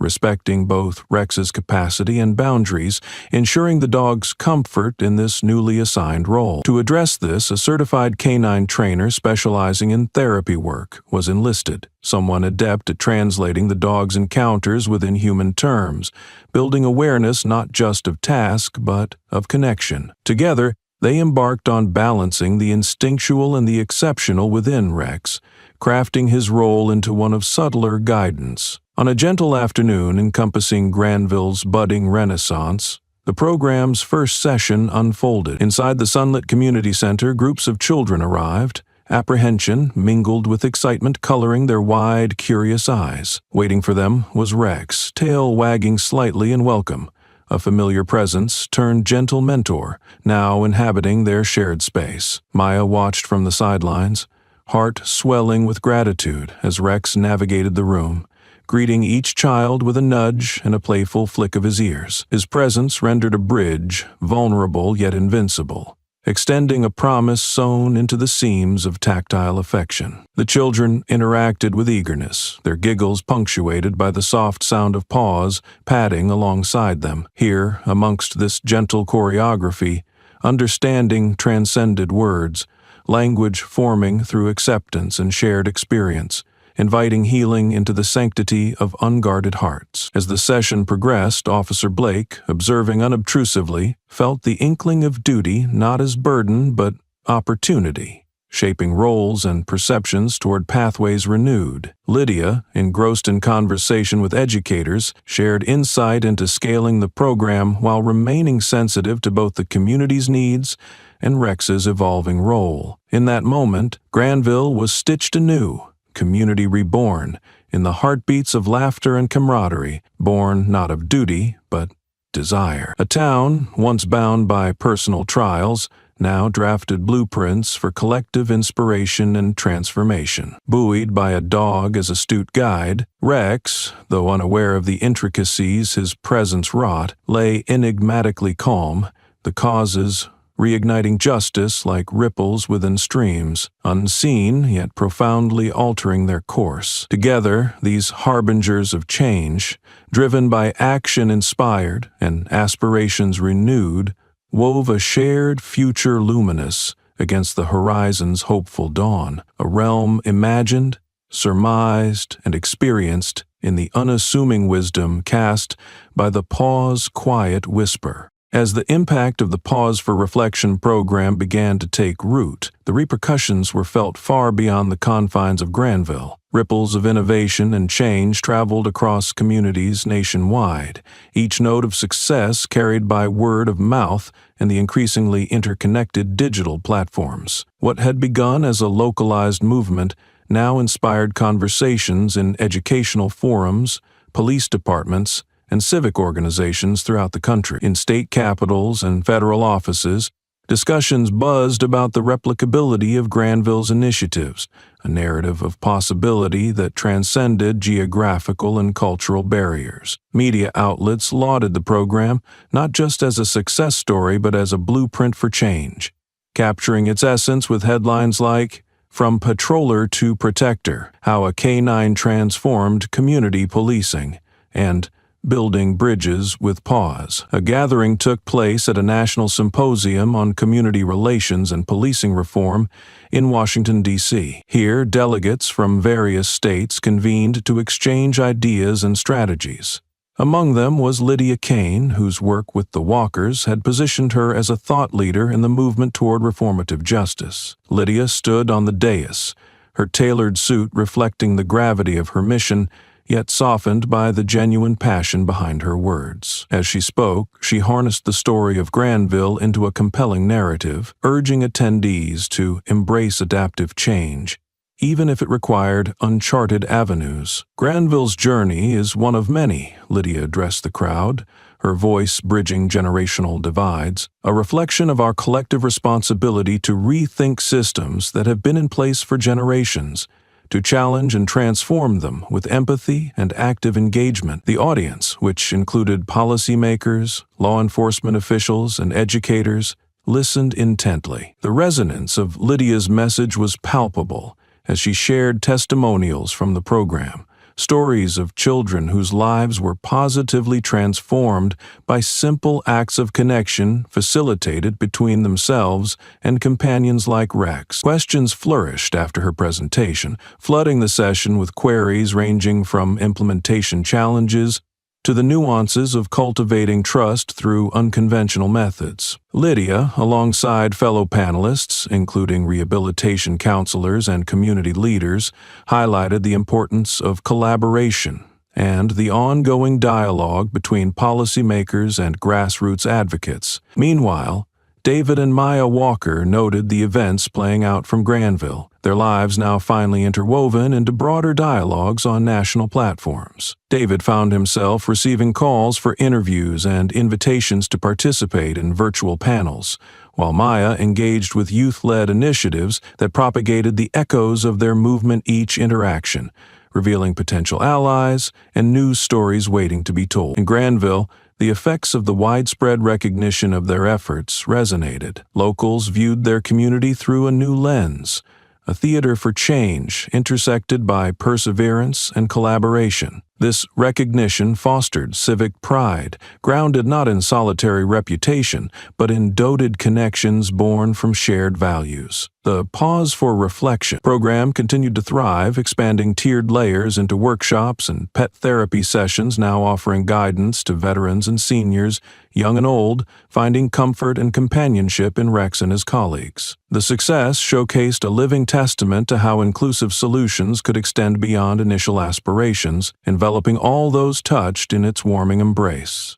Amidst the flow of achievements, the Walkers maintained their roles in the movement's heartbeat. They often reflected on late-night conversations, their thoughts spiraling into deeper understanding of legacy, the intertwining of personal victory with communal illumination. And so, Granville's tale became part of a larger tapestry, one vibrant and porous, eagerly inviting diverse narratives to fill its expanse. The town's identity, once anchored in struggle, was now illuminated by trials, transformed into triumphs by purposeful connections and action. Summer passed into autumn, trees shedding leaves in shimmering displays of change, a metaphor smiling benignly upon the lives poised for perpetual growth. Granville bore witness to movements initiated in earnest, the delicate embroidery of intent protruding past its borders, spurring renewed hope across the nation. As new evenings wrapped around the town within their confident embrace, echoes of gratitude resonated within homes lit by lamps, both figurative and actual. It was a gratitude not just for surviving, but thriving,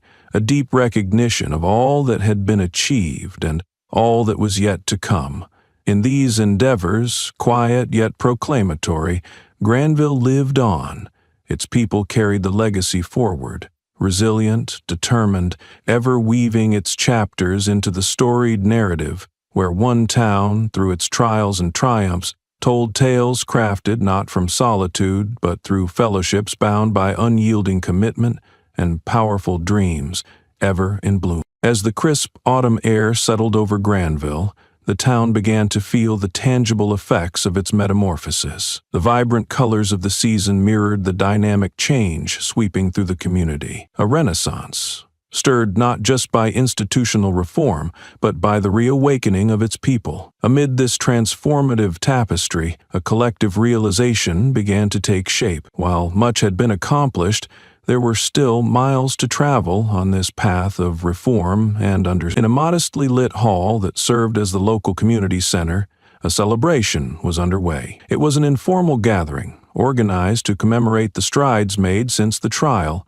and to acknowledge the unity forged in pursuit of justice. There was music, laughter, and the aroma of comfort foods wafting through the room, a sensory symphony underscoring the connections deepened by shared victories and collective resilience. Maya and David Walker, central figures in this ongoing journey of change, moved through the room with familiarity and ease, greeting attendees whose support had been instrumental in their success. Their faces reflected a harmonious blend of relief and anticipation. The present moment was both a culmination of efforts and a promise of future potential, marked by the willingness to continue pressing forward. In one corner, a small group gathered around Officer James Blake and Detective Darren Patel, engrossed in a discussion about the continuing implementation of reforms within the police department. Their initiatives had not only reduced tensions, but had fostered a renewed partnership between law enforcement and the community, one based on transparency and trust. We've seen significant progress with the introduction of community advisory boards, Blake explained, his voice confident yet introspective. When people see officers as part of the community, not apart from it, we start to build relationships that withstand adversity. A nearby discussion, helmed by Lydia Kane, involved local school teachers and parents delving into the expansion of the Pause for Reflection program.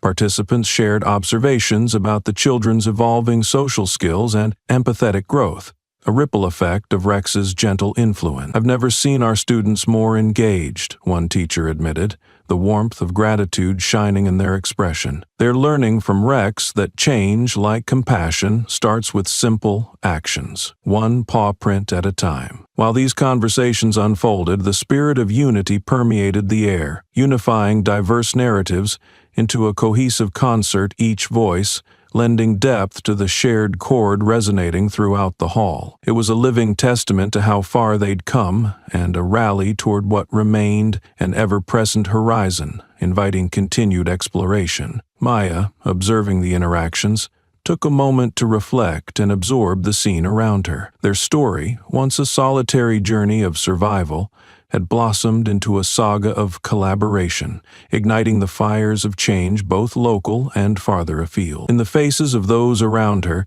Maya saw her hopes mirrored and amplified, a reflection of the interconnected resolve that fueled their collective growth. In another corner, a collage of photographs adorned the wall, a visual reminder of the milestones reached and the faces instrumental along the way. Snapshots of protests, moments from the town hall discussions, and candid images of community members, including Rex, who had become a beloved mascot of their progress. These images were more than mere documentation. They were symbols of transformation captured in time, alive with the elemental spirit of rebirth and renewal. As the evening drew on, Mayor Elizabeth Hahn took to the stage, her presence commanding yet inclusive. She was not just a leader but a fellow voyager on this journey of discovery. Her words echoed through the hall, each sentence an offering of gratitude and rallied momentum. We celebrate tonight not only the achievements of our town, but the sheer grit and grace that brought us here, she declared, her tone imbued with both pride and humility. Granville has shown the world that it is indeed possible to transform adversity into unity, resistance into resurgence. As the room broke into applause, Maya felt a surge of emotion pass through her, a wave shaped by the celebratory atmosphere,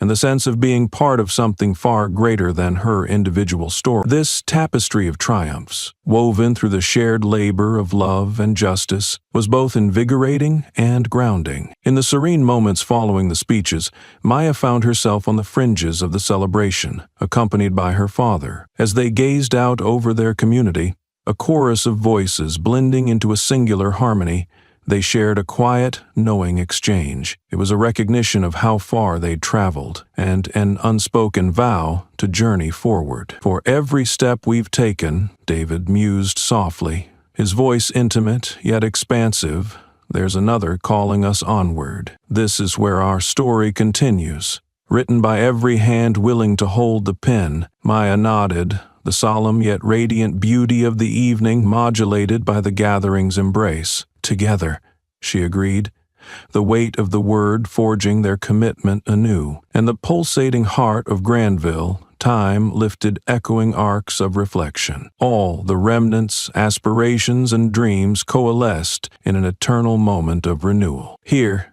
determination sculpted paths illuminated by conviction's unwavering light, an unfolding journey alive with possibility, shaped by legacy and impassioned by the promises they carried forward into the broad embrace of what was yet to be. And within this harmonious convergence, amid laughter and camaraderie, the evening's essence resounded, a community steadfast in its pledge to nurture hope in every dawn, to anchor dreams with each step, to write history staying true to the course of justice revered, ever-present, everlasting. As the evening of celebration slowly transitioned into the deep stillness of night, voices gradually softened, and the heartbeat of Granville settled into a serene, contemplative rhythm. Under the expansive sky, now cloaked in a tapestry of stars, the air felt different, charged with the triumph of transformation, yet tempered by the gentle certainty of shared commitment. David and Maya found themselves lingering on the dimly lit path leading away from the community center, their footsteps creating gentle melodies against the crisp autumn leaves that blanketed the ground. The whispers of conversation still emanated from the hall behind them, wrapping around them like a warm echo of the unity they had fostered. As they walked, the gentle rustling of leaves and the symphony of the night played a backdrop to their shared reflection. Thoughts that had been nurtured over months of struggle and triumph now took shape in the form of visions for the future, dreams unburdened by hesitancy, aspirations kindled by hope. "I always believed that change was possible," David murmured, his voice as steady as the paths they'd walked together. "But experiencing it firsthand, seeing our community rise to these challenges, that's something else entirely. It's inspiring beyond words. Maya squeezed her father's hand, her touch an affirmation of the bond that had weathered storms and cherished victories. We've ignited something here, Dad, a movement that's larger than us, fueled by everyone who dared to believe in what seemed impossible. A silence enveloped them, not empty but full brimming with the unspoken promise that their journey would continue, that the work of justice was ever evolving, always forward-looking. Rex padded beside them, his presence a reminder of the simplicity and power of unanticipated alliances. He nudged at Maya, his companionship a silent testament to the change that could spring from the most unexpected sources. His role had grown beyond that initial act of defiance. Rex had become an enduring symbol and a catalyst, not just for Granville, but extending to wherever tales of hope and resilience were needed. The air, cool and gentle, seemed to cradle the town as the walkers reached the top of a small hill overlooking Granville. From this vantage point, the town appeared quiet under the moon's gentle glow, its tranquility a contrast to the fervor seen in recent months. Yet it was this very tranquility that spoke to the essence of their accomplishments and the path ahead. David turned to Maya, his expression reflecting the gratitude and anticipation that sang within him. "What do you see when you look out there, Maya?" She paused, letting the moment stretch until it felt as though time itself held its breath. "I see a future, Dad, one we get to shape with every action, every choice. It's not always going to be easy, but this," she gestured to the twinkling lights below them, "this is our canvas. Every light there," David responded, his voice soft yet strong, "is someone's story.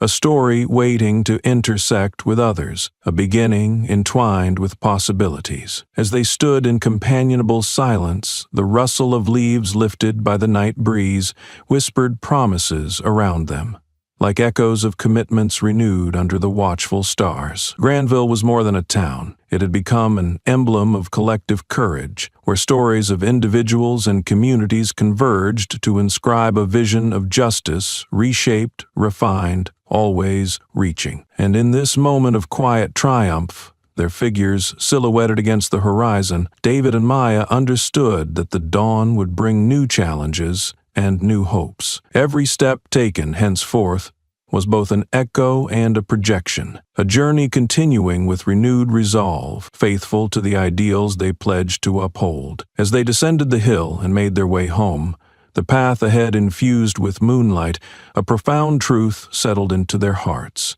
that change, while constant in its demands, was also eternally giving, a testament to human resilience and the shared legacy they would nurture, live, and strengthen together. Looking to the sky, Maya whispered, "We go forward." The subtle affirmation merged with the breeze, an intimate promise met by the stars above, bearing witness to dreams poised to ripple into eternity. How do you envision communities like Granville continuing to evolve? Share your thoughts below. Don't forget to like, share, and subscribe to our channel for more stories that inspire, change, and challenge perspectives.